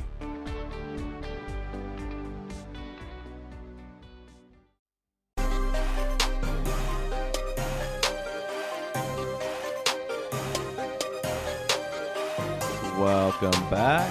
Soccer Down here, July 2nd. We've got some news this morning around Major League Soccer. Get used to this over the next month. Columbus has officially signed Costa Rican winger Luis Diaz on a permanent transfer from our friends Herediano, young designated player. Jacob Myers from the Columbus Dispatch posted that this morning. Philadelphia added a player that has been around the league a little bit. R.J. Allen joins the Philadelphia Union. He was playing in the U.S. Open Cup for, I believe it was FC Motown, earlier in the tournament after he was out of contract Last year played for Orlando. Good solid veteran outside back, can play on the right or the left. Good veteran depth piece. Kind of surprised he didn't get picked up for the first half of the season, but Philadelphia adding a little extra depth in the back. Couple of other things that have popped up, and Tafka wants to know. He's full of thoughts today. Tafka's very thoughtful today. Yes, full of Tuesday thoughts, or just full of thoughts on a Tuesday. He's loving the fact that Gio Reyna signed with Dortmund's U19s. I'd have loved for him to stay in MLS, but I think this is probably the best for him, hoping he has a similar career arc as another former BVB player, ! #Tuesday thoughts. Fingers crossed. I mean, there's no way to know.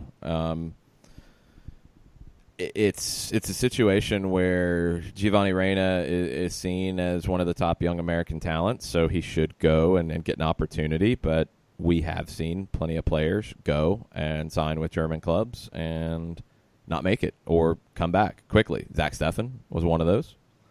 Zion Jones went to Schalke with some hype. Didn't work out. It happens. It is no guarantee. And that's why there's no blueprint for player development. That's why I think some of the takes about Emerson Hyndman coming back, it's a bad thing. No. It's a thing for his career. Period. He needs to play. And if he's not playing at Bournemouth, he needs to play somewhere. And he's a perfect fit for the system, so it should make him a better player and should put him back into the mix, potentially, for a national team manager who wants to play a very possession-oriented system. He should be a good fit for that. But he's got to play somewhere. And when you're not playing one place, you got to go find somewhere to play. Our friend Arcadio Marcuzzi from the Montreal French language broadcast team said that when Atlanta wants a player, Atlanta buys the player, talking about Hyndman coming. And that's, I mean, it's been funny to see the reaction because I think maybe outside of Atlanta, this is being seen as a bigger deal than it is locally. I don't know if he steps into the lineup this year. I don't know if he steps in and starts out of 24 potential games the rest of the way. I don't know if he starts 20 of them. I would probably say no. I'd bet the under on that. But do I think he's going to play a fair bit and become an important piece of this team by the end of the season? Yeah, I do. I think he has that skill set. Well, so I guess that's Mucha Plata 2019 or 2020 fiscal year. Sort of, yeah. And then Fourcard Ahmed is jumping the day ahead here. Okay. And posted a football vine that self-proclaimed, that it was the funniest thing you'll see today.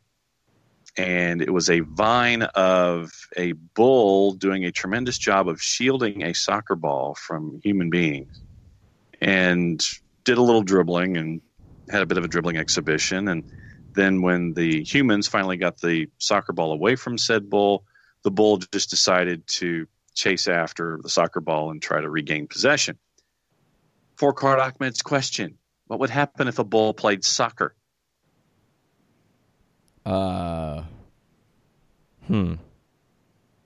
Probably red card pretty early. I don't think the bull is going to be able to avoid careless challenges. Yeah, and that was what they were getting into at the tail end of the video in the last 35 or 40 seconds, because the bull was chasing after to regain possession of the soccer ball, but the human beings were getting rid of the ball very, very quickly once they had possession in their passing drill. Yeah, I don't think the bull's going to be able to pull out of challenges, so I'm going to say, if not a straight red, 2 yellows in the first 10 minutes. Persistent infringement? No, not persistent infringement. Like 2 serious foul plays, 2 bad challenges. Like, it's not going to be persistent infringement. It's not going to be 5 or 6 things. And you just had to say hoofs up, didn't you? Well, either that or horns up. One of the two. That's a whole different thing. That would be like, headbutting somebody. So that would be straight away a red card. Yes. But everyone else is pretty jacked up and or geeked about the matchup coming midway through this afternoon. Couple other nuggets before we get back into that. AS in Spain has reported that Boca Juniors turned down the LA Galaxy offers for Cristian Pavón. The last offer that we saw was $12 million for 50% of his pass, and there's still questions as to how they would make that work because they have 3 designated players, but maybe what the LA Galaxy wants, the LA Galaxy gets. We'll have to wait and see. Swedish newspaper reported this morning that Columbus had an offer rejected for Norwegian goalkeeper Per Christian Brattver of Djurgården, 23-year-old Norwegian goalkeeper. They've got to figure out long-term what the goalkeeper situation is going to be with Zach Steffen gone. I don't think long-term it's Joe Bendik. I don't see it. So who is it going to be in Columbus? Looks like they are shopping for that long-term replacement for Zach Steffen. And when we got into discussing the matches from the weekend, when we were going into it yesterday and kind of reviewing the weekend, for me, it just seemed like MLS is dealing in extremes right now at points, because you see that really bad soccer is real. And I guess it is hell is real if you're discussing the current form of soccer in both Columbus and Cincinnati right now. And you have some teams that are tremendous, and then you just have some teams that have fallen off completely as we hit the halfway point of the season, and it just so happens that the 2 of them are in Ohio. Yeah, really Columbus curious. Needs all the help they can get. They do. Really curious to see what Cincinnati does long term, and they've got to make a statement here quickly, I think, in long term as to what they're going to do leading the organization. You know, if they're going to take their time to hire the next manager, that's not necessarily a bad thing to do it, but be clear and say, look, we're going to hire somebody to essentially take over next year. I think the lack of clarity right now is really hurting them, and it's something that's desperately needed because Cincinnati's just an absolute mess at the moment. Columbus, I honestly think that they came into the season and thought that they could be more competitive in the transition period from Berhalter to Caleb Porter, because they're not completely dissimilar, but it is far more of a difference than you might think. It's going to take some time. They have not been able to be competitive in that short term, in that transition, and it's something that now is the time to just go ahead and start thinking about next year, long term. Because, I mean, could Columbus make the playoffs this year? Yeah, anything's possible, but are they going to win MLS Cup this year? No, they're not. I don't think they make it to MLS Cup. I don't think they make it to an Eastern Conference semifinal. So you can't chase short-term instead of planning long-term right now. And that's where Columbus needs to be. I think going to get Diaz is a good pickup. That's more of the type of winger that they're looking for. David Accam, another one. So that gives them a little bit more of what Caleb Porter's looking for. You need to get Jossie's Artis back. You need to make a long-term decision on Will Trapp. Is he going to be there long-term? Are you going to build around him, or are you going to sell him and let him go to Europe? Those are the decisions that Columbus has to make going forward. The goalkeeper is also a huge part of it. So Columbus needs to start looking at next year. Cincinnati, I think, already is, but they need to be clear in what their expectations are the rest of this year. Otherwise, Ohio is just going to be the rest of the season. Couple programming notes for tomorrow. We won't have a live show in the morning. We will have a set of interviews that John is conducting with lots of the regular people who cover Atlanta United to get you ready for Atlanta and Chicago. And then we'll have an afternoon, Wall Pass Wednesday Q&A with myself and Mike Conti. Time to be determined, but maybe in that same time frame that we did last week, around 12:15, 12:30.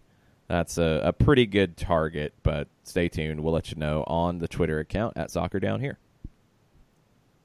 And we're taking July 4th off. Yes, no show on July 4th. We'll do a probably after full-time report bonus post-game bit with myself and Mike from Bridgeview.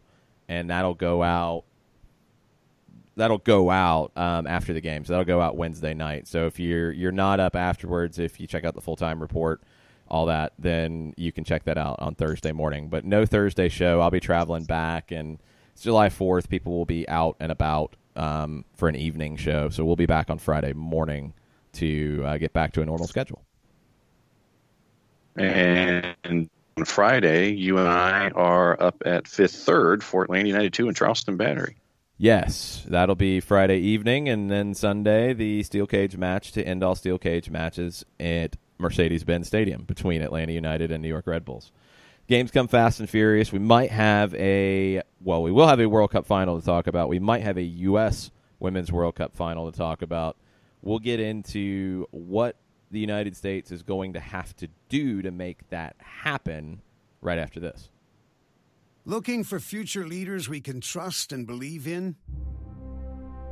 Look no further than the high school student athletes right here in Georgia. High school sports teach young people how to be effective leaders. It begins by making their grades and being on time for practice. It includes learning to listen, following directions, accepting responsibility, being a good role model. And it's about respect for officials, opponents, the rules, and each other. The result? It transcends sports. It gives us hope for the future. High school sports. There's so much more than just a game. This message presented by the Georgia High School Association and the Georgia Athletic Directors Association.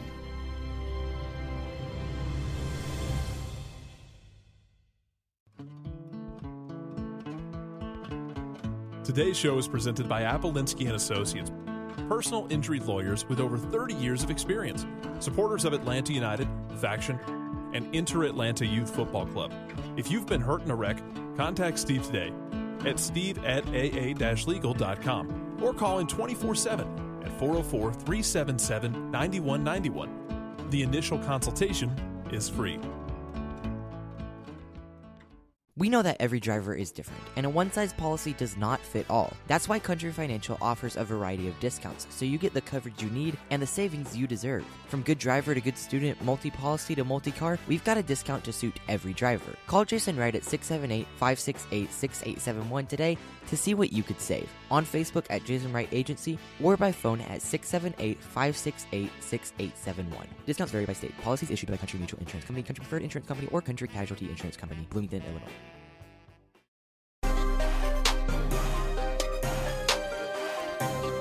Welcome back. World Cup semifinal day is upon us for the U.S. and England. We've got a couple of questions, and we'll get into some tactics, but let's go to the Twitters first, John. All right.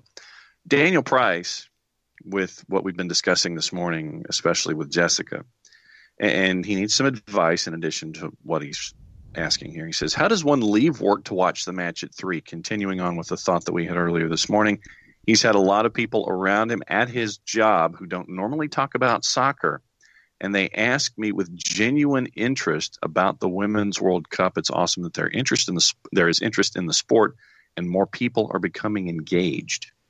Yeah, it feels like a tipping point. I mean, we've seen this on the men's side as well. World Cups are like the Olympics in that they grab your attention whether you're a hardcore fan or not.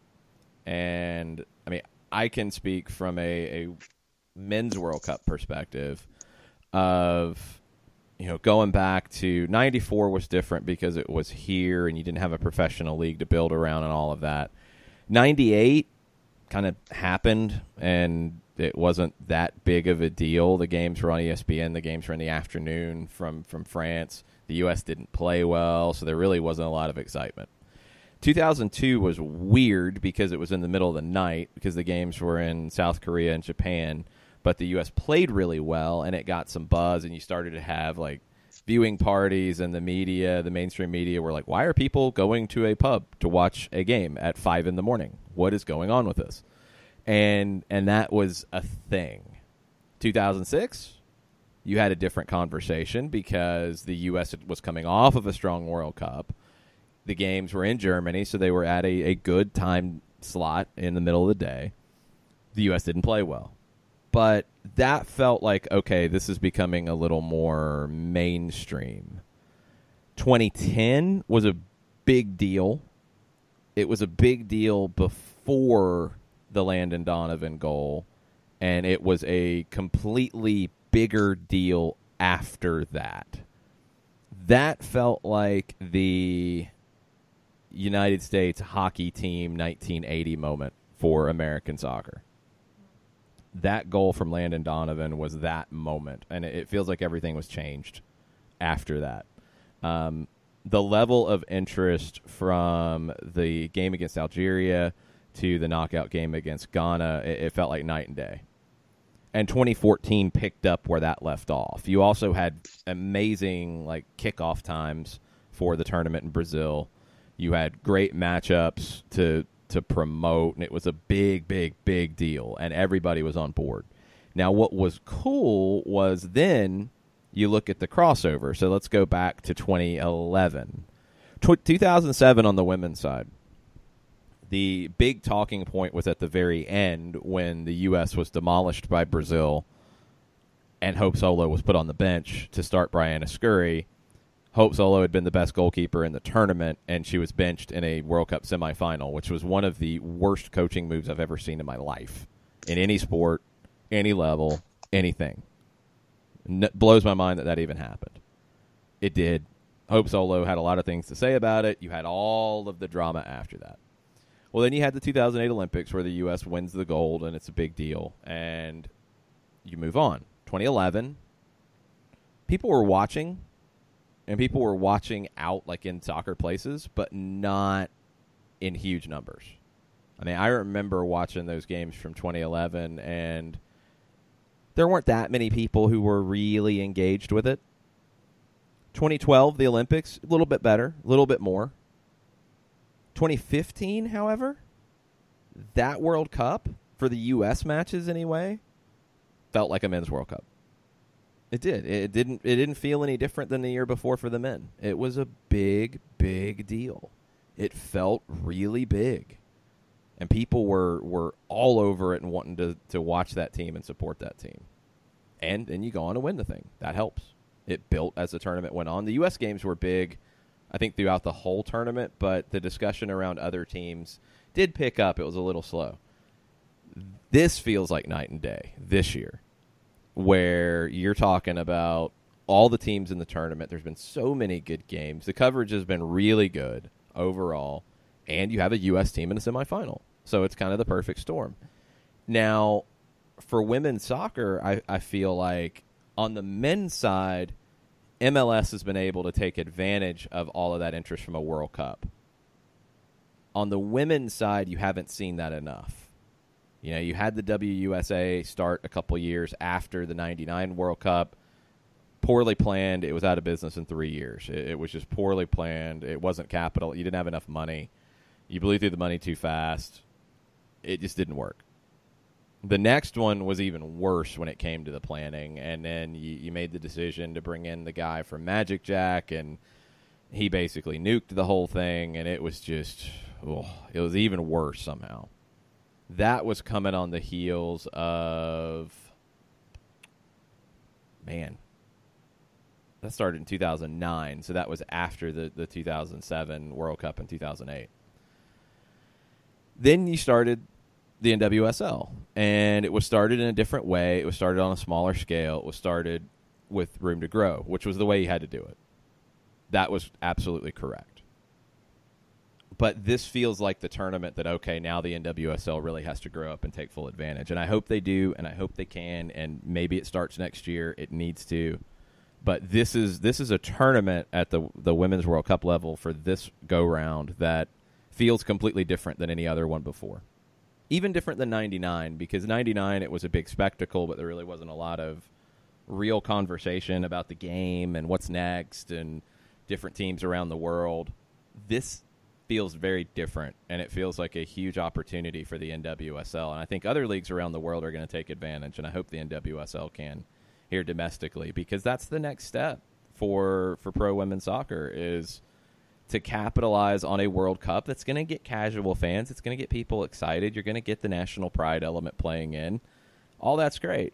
Okay, now you need to convince people to go out and buy a ticket to watch Sam Mewis play for the North Carolina Courage, and to watch Crystal Dunn, and to buy a North Carolina Courage shirt. and then to go watch Reign FC in Tacoma and watch the Orlando Pride. That's the next step. And that's what I hope this tournament, and I hope the legacy of this tournament is. Just, it's a topic that we continue to loop back to, and it's the desire of a lot of folks where the NWSL can take advantage of a situation. And you hope that with the quality of play on display, with all of the players from the NWSL that are in the tournament, that have been in the tournament, that are still in the tournament, and Paul Riley put out a message to the players that were involved in the Women's World Cup that came back to play for the Courage, and it was a very inspiring piece. But to have that kind of influence from a numbers perspective, I want the NWSL to take advantage of this. I would have loved for it to have been done leading into a World Cup situation as opposed to coming back out of it, but that's where we are now. And I want to see solid franchises. I want to see solid footing. I want to see, obviously, markets that would be interested in continuing to grow the sport from an NWSL perspective here and just reinforce the growth that we're seeing. So it's the next step. It's the next stage for the NWSL. And I'm going to be really interested in seeing how they do take advantage of this comet that went across, that is going across France and still has a couple of matches to go. But I really want to see how the NWSL should take advantage of a situation like this that is just sitting there right in front of them to be taken advantage of. Yeah, I am intrigued as to what's about to happen. And for me, that's for me is first and foremost, because I know that here on the show and those that we talk to, I know that continuing to hit the same point over years when it comes to the NWSL, it gets tiring. That you're continuing to have to say the same things over and over again. And you want something to happen. You want something to be a part of the growth of the league and the continued growth on the professional side here in the country. But for once, I'd like to be reporting on growth instead of being frustrated about what they're not doing to grow. And so I'm hoping that this is that turning point that we're looking for. Yeah, same. Because that's the next step. I mean, the World Cup, the next one will be even bigger. The one after that will be even bigger. The Olympics will be bigger. I mean, that's the cycle. And I want to see the women's game get out of the Olympic cycle of it's big every 4 years. I think the men's game domestically has gotten past that. And I want to see the women's game get there, because that's where it really becomes sustainable across the board, where you want to go see these athletes play on a weekly basis for their club team, and you want to talk about, well, this player should be starting instead of this player. Well, they need to go get another right back. Well, who's coming up next? Who's coming out of the academy? All the things that we talk about on the men's side, those conversations need to be had on the women's side. And we'll get there, and I hope this tournament is a catalyst for a lot of that. Let's get into some elements from today to keep in mind coming into this. You've got 3 players coming into the match with 5 goals in the tournament. Ellen White for England, Alex Morgan, Megan Rapinoe for the United States. So the Golden Boot Award could be decided today in part. I think the Golden Ball Award will be discussed as well. That's the best player of the tournament. I think White and Rapinoe are probably involved in that conversation. Yeah. I would put Julie Ertz in that conversation. I think she probably needs to be considered in that type of moment. For England, I think Lucy Braun should be in that conversation. I think when you look at the other semifinal, Vivian Miedema, Lieke Martens for the Netherlands will be in that conversation. Usually the Golden Ball comes from at least one of the semifinalists. It's pretty rare that the player of the tournament is somebody who doesn't get to the semis at least. So those are some of the people that I'm looking at for that type of consideration. I think today comes down, we talked about the right side for England and how important that will be. The middle of the park is so important for both of these teams, and for the U.S., that could factor a little bit into how they defend that right side of the field. Who's it going to be for the U.S.? Is it Ertz, Mewis, Horan? Is it Ertz, Mewis, Lavelle? Is it Ertz, Horan, Lavelle? I don't think you can think about pulling Julie Ertz unless you're going to put her on the back line, and I would not do that to start this match. Going up against England's central midfield, Keira Walsh has been excellent as the more deep-lying member of it. Alex Scott is a player that can pop up in dangerous positions and score goals for you. Fran Kirby is one of the more talented players in the world. And what's interesting about the way England plays it is Kirby and Scott kind of trade off who goes forward, who drops. They're very fluid in the way the midfield functions, with Walsh always sitting deep. For the U.S., it's a little more of a line across of three. Not quite, because Ertz will sit a little bit deeper, but it's a little more of three separate vertical channels for the United States. For England, it functions a little more like that triangle that we're used to seeing with Atlanta United, for example, with one holding and two more forward central midfielders. I'm looking at, for the United States, I think it's going to be very hard for Crystal Dunn to get forward on a regular basis because of the defensive responsibility she's going to have today. Kelly O'Hara becomes so much more important bombing down that right side and putting in crosses and adding to that attack. So I think it's going to be hard for Dunn to do it. What else are people asking about on Twitter as we get ready for this match? Looks like folks are just more general anticipation and excitement. There really aren't a whole lot of questions when it comes to players, but this is working its way toward a moment where it's normally it's must-see TV, but a lot of folks have kind of amplified that this is, in all caps, must-see TV. So there's a lot of folks are just really excited about the idea of taking time off work, getting out of work, or figuring out how multiple screens will function if they're stuck at work to go watch this thing because of what it means and where things are. The American Outlaws, to us this morning, in case we needed a little extra hype, posted goals from last time around to help us with the hype train for the morning. Yeah, the hype train's rolling pretty strong. Let's take our final break. If you have questions about the match, throw them our way on Twitter at @SoccerDownHere. We'll be back with a couple more points to look for tonight that could decide U.S. and England. We'll be right back after this. Looking for future leaders we can trust and believe in? Look no further than the high school student athletes right here in Georgia. High school sports teach young people how to be effective leaders. It begins by making their grades and being on time for practice. It includes learning to listen, following directions, accepting responsibility, being a good role model. And it's about respect for officials, opponents, the rules, and each other. The result? It transcends sports. It gives us hope for the future. High school sports. There's so much more than just a game. This message presented by the Georgia High School Association and the Georgia Athletic Directors Association.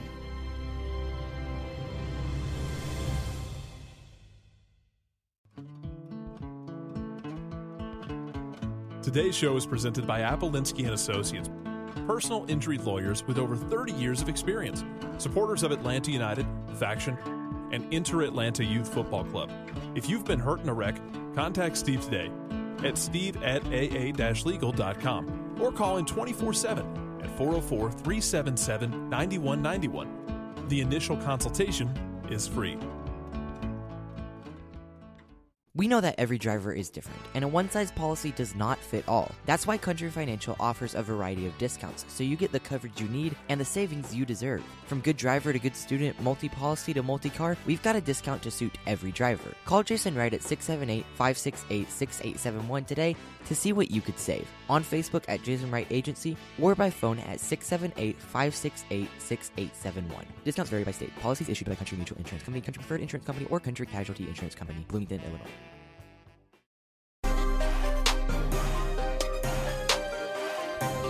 Final segment, Soccer Down here, July 2nd, getting ready for the World Cup semifinal.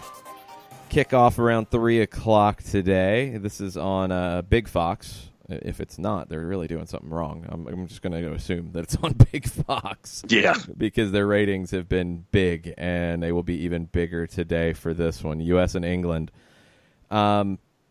It was kind of interesting. When the match was set, and we were looking ahead to this after the U.S. beat France, I remembered from my American history studying days that July 2nd had a little extra meaning. I mean, we know July 4th, we know Independence Day. We know the signing of the Declaration of Independence on July 4th. July 2nd is when the Continental Congress actually voted to do that.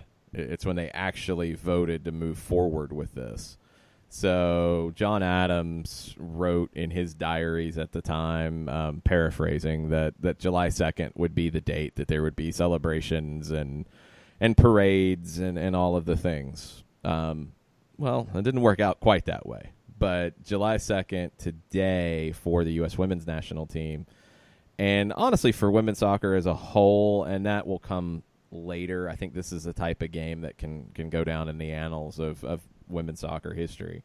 But for today, this is a game that will grab everyone's attention, and everyone will be talking about it, whether you are a hardcore, men's fan, whether you're geeked up about watching Argentina and Brazil tonight in the Copa America semifinal, whether you're a Mexican fan, you're getting ready for Mexico and Haiti tonight.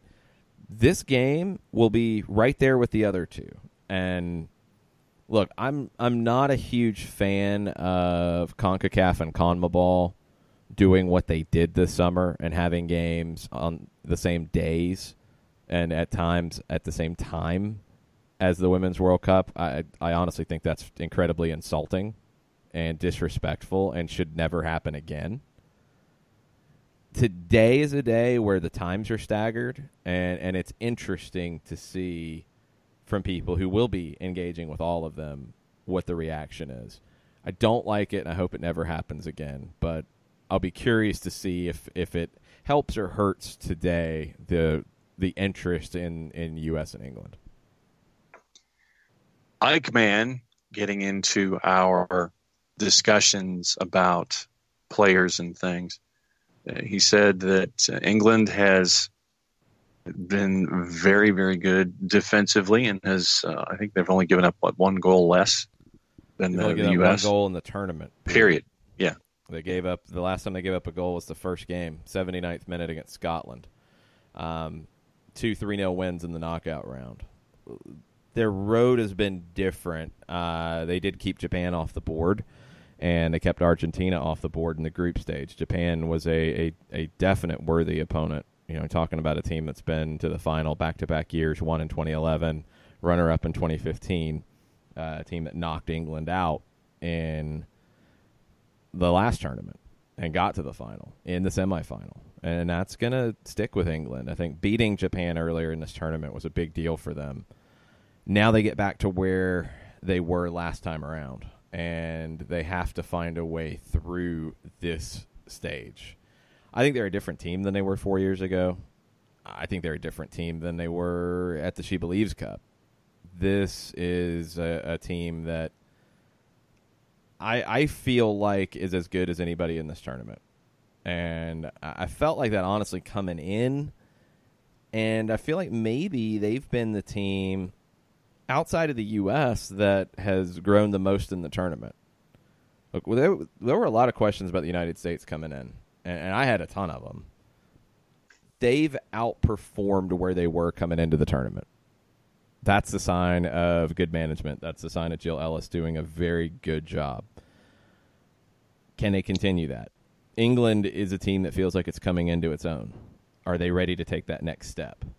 Are they ready to, at this stage, and it's something Jill Ellis said before the France game, other countries, other teams visit pressure, and the United States lives there.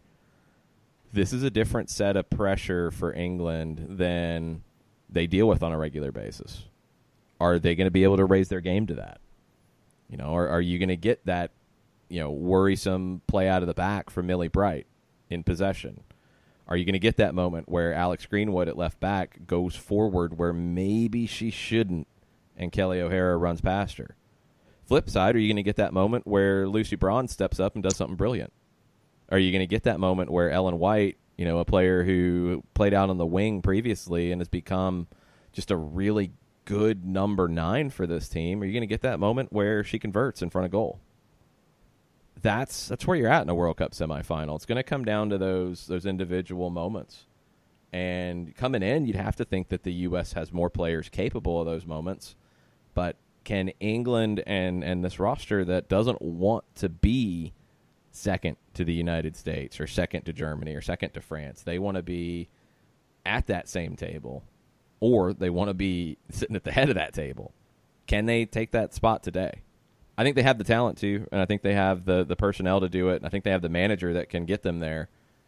You just never know until you actually do it. And you had discussed ideas for starting 11s and things like that. Let me throw 2 names out, and they're not names that are in a majority of starting 11s for the United States, and get your thoughts on whether or not you could see a wild card with them coming in, or they're just going to be the Clint Dempsey-esque role, come in at 60 and come in as fresh legs when you need them to. Carly Lloyd, Kristen Press. Starting? Or starting impact. It was an incredibly broad question about their impact or possible impact today. Could they be parts of the starting 11 in any aspect whatsoever? If not, then what kind of impact could you see those two having today? I don't think you can pull anybody out to make room for Carly Lloyd or Kristen Press. The question coming into the quarterfinal with France was Alex Morgan's health, but I think Alex Morgan showed you in that match that she has to start for this team. Such a strong performance from her overall. And I think generally we talk about Alex Morgan and goals and that side of her game, but what she did as a complete center forward against France helped the United States win that match. I don't think Carly Lloyd gives you that at this stage.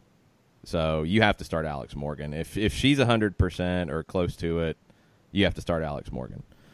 Kristen Press, you can't start her over Megan Rapinoe or Tobin Heath. I don't think you can. I mean, Tobin Heath is the best 1v1 player you have. Megan Rapinoe she's having that tournament. She's having, all caps, that tournament. Yep.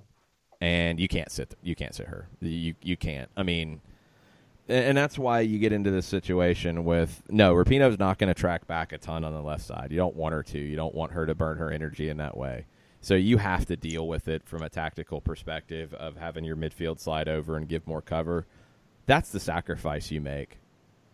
That's just how it is at times. And I think a lot of times when we talk about the game and we get wrapped up into tactics, it's very black and white, and it so rarely is. You know, we've had this conversation when it comes to Pity Martinez in Atlanta about tracking back. There's some players that you're willing to take that trade-off. Now, Megan Rapinoe is producing and Pity Martinez is not at the moment. So that trade-off becomes a different conversation when that player isn't producing.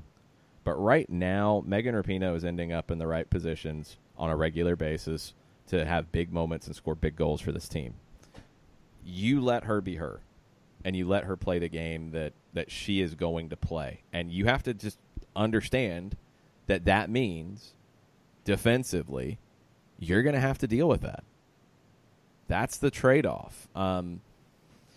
There's a phrase that has kind of come into vogue in the soccer hipster world, and it's a football manager phrase as well. It honestly came from Thomas Müller of the German national team to kind of figure out what his true position is like, because he's in some ways like Rapinoe, and it's Rapinoe's the first player that I've seen that I would actually use this phrase for other than Müller, and I think Müller actually created the phrase. It's a German phrase, Raumdeuter. It translates as close as you can to space interpreter. That's what Rapinoe is. I mean, when you look at it, yes, she's playing on the left wing. Is she a traditional left winger? No. Is she bombing up and down the line and putting in a bunch of crosses? No. Is she part of the game, feeling the game, and figuring out where to exploit space? Yeah, that's what she does so well. And in those moments where she does get it right and she's in the right spot, she delivers. She's the closest to that type of term. I've seen it since Müller kind of coined it, and since it became a piece of Football Manager where you could give guys that kind of role. Like it's one of those that I've seen overused a lot because it's just such a rare thing. I think Megan Rapinoe is that. And you think about it from a German perspective, if you've watched the German national team and you've watched Müller with Bayern Munich, positionally, it's kind of hard to put a tag on him. He just pops up in the right spots at the right times. He interprets space. He exploits space. And that's what Megan Rapinoe does such a good job of at this stage of her career. So you got to give her that opportunity to do it.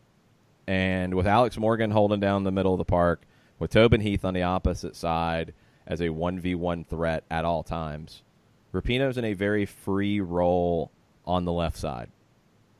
Now, if you're England, one, you have to worry about where she is at all times. And is Lucy Bronze, the right back, going to be the player to worry about that? And that's a question tactically for Phil Neville.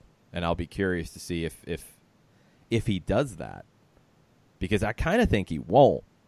But how you manage it, does that mean that you're going to basically sacrifice a center back in some ways to do it? Well, if you do that, then you're probably not going to be able to play Greenwood at left back because you're going to need a left back to stay home more. The tactics are going to be fascinating. And you have some players that are very difficult to pin down in this one as to what they bring to the table and how you defend them. So Phil Neville, Jill Ellis will earn their paychecks today. It's going to be a fun one on so many different levels, because when you get past that level of it, the tactics side of it, you just have amazing players. I mean, Phil Neville said that Lucy Bronze is the best player in the world. She's in the conversation. She is. Tobin Heath is among the best players in the world. Julie Ertz, at what she does, is among the best players in the world. You could say Julie Ertz is the most important player on the field in this. I'd really have a hard time arguing with you on that. You have great defenders like Steph Houghton and Abby Dahlkemper, who don't get talked about enough with these two teams. It's going to be a game for the ages if everything comes together the right way. The greatest women's match that I've ever seen was the Olympic semifinal U.S.-Canada in 2012. This game has the potential to blow that one out of the water. You never know till you get on the field. You never know how it actually plays out. Sometimes you get an early goal and the contest doesn't result the same way you thought it would. This feels like a watershed moment for the women's game. And I think the TV ratings, both in the United States and in England, are going to be insane. I think the conversation around this is going to be just amazing. And I think both teams have the capability of delivering a game for the ages.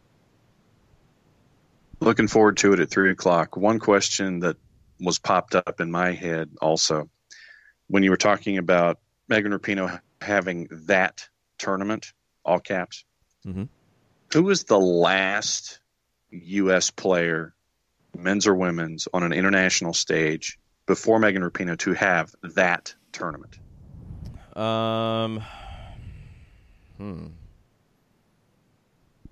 I don't know if there has been one like this.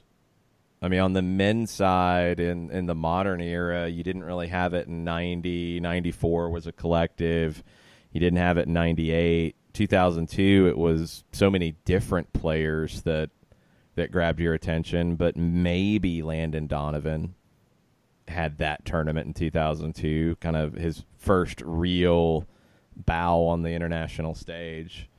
06, you didn't have it. 2010, I mean, we remember the Donovan goal against Algeria, but you didn't have one player just completely dominate there. And in 14, it was the same thing. I mean, Howard had the amazing game against Belgium, but you wouldn't say he had that tournament.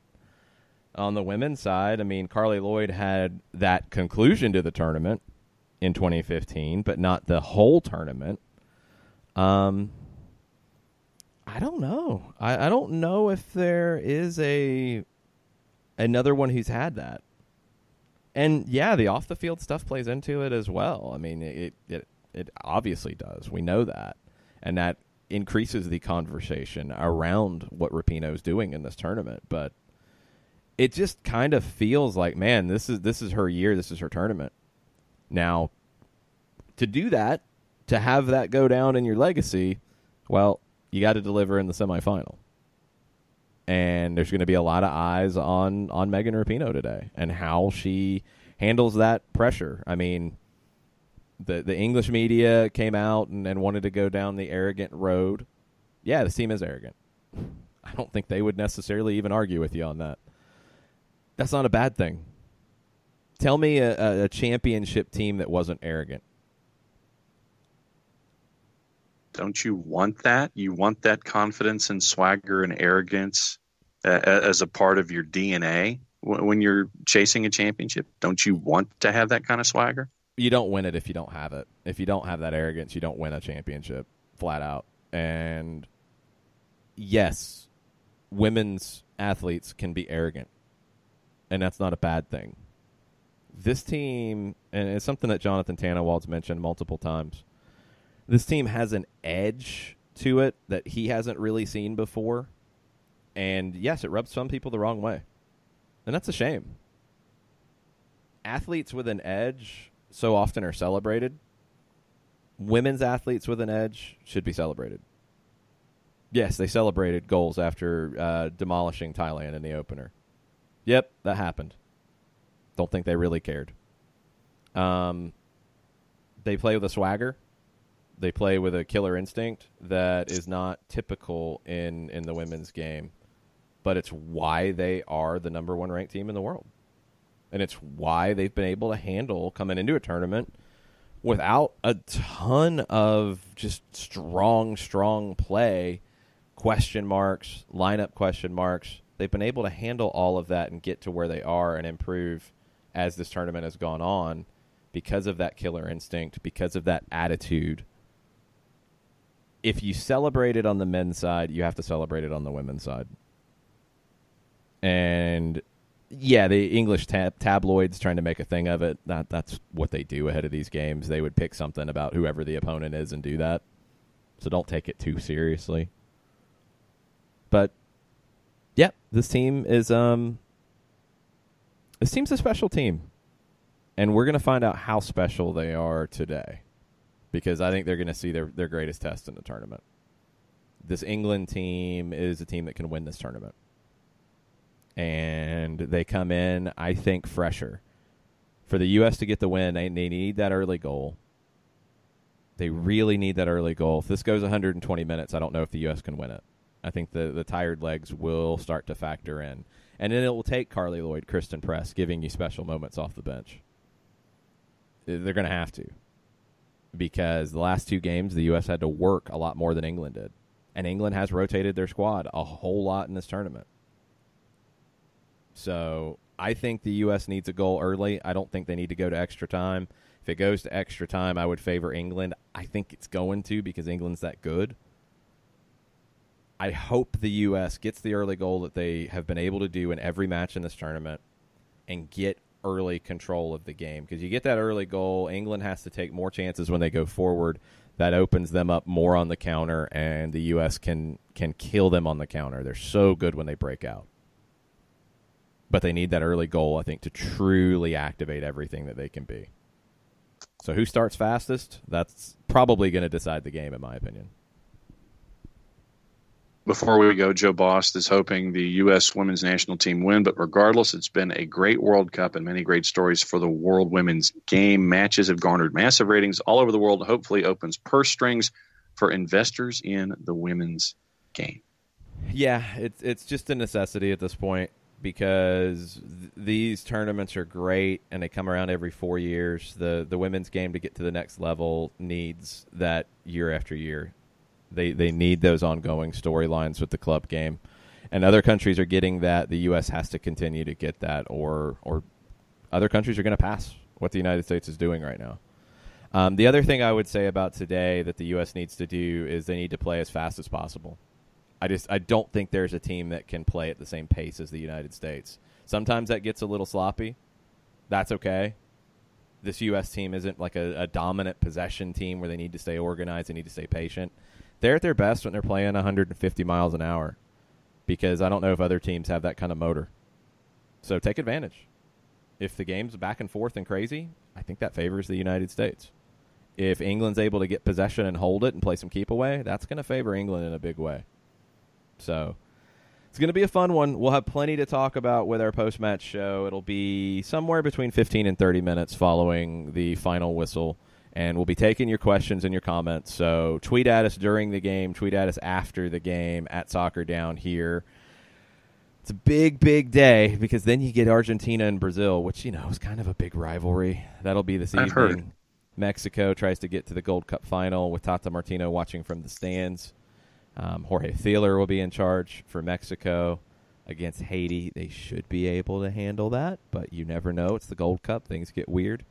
And then tomorrow, Atlanta and Chicago. So tomorrow morning, you will have a show with preview commentary from Joe Patrick, Dirty South Soccer, Doug Robertson of the AJC, Chris Furmeister, Pro Soccer USA, Felipe Cardenas, who has been touring the planet. We finally get the chance to pin him down, and possibly another special guest as well.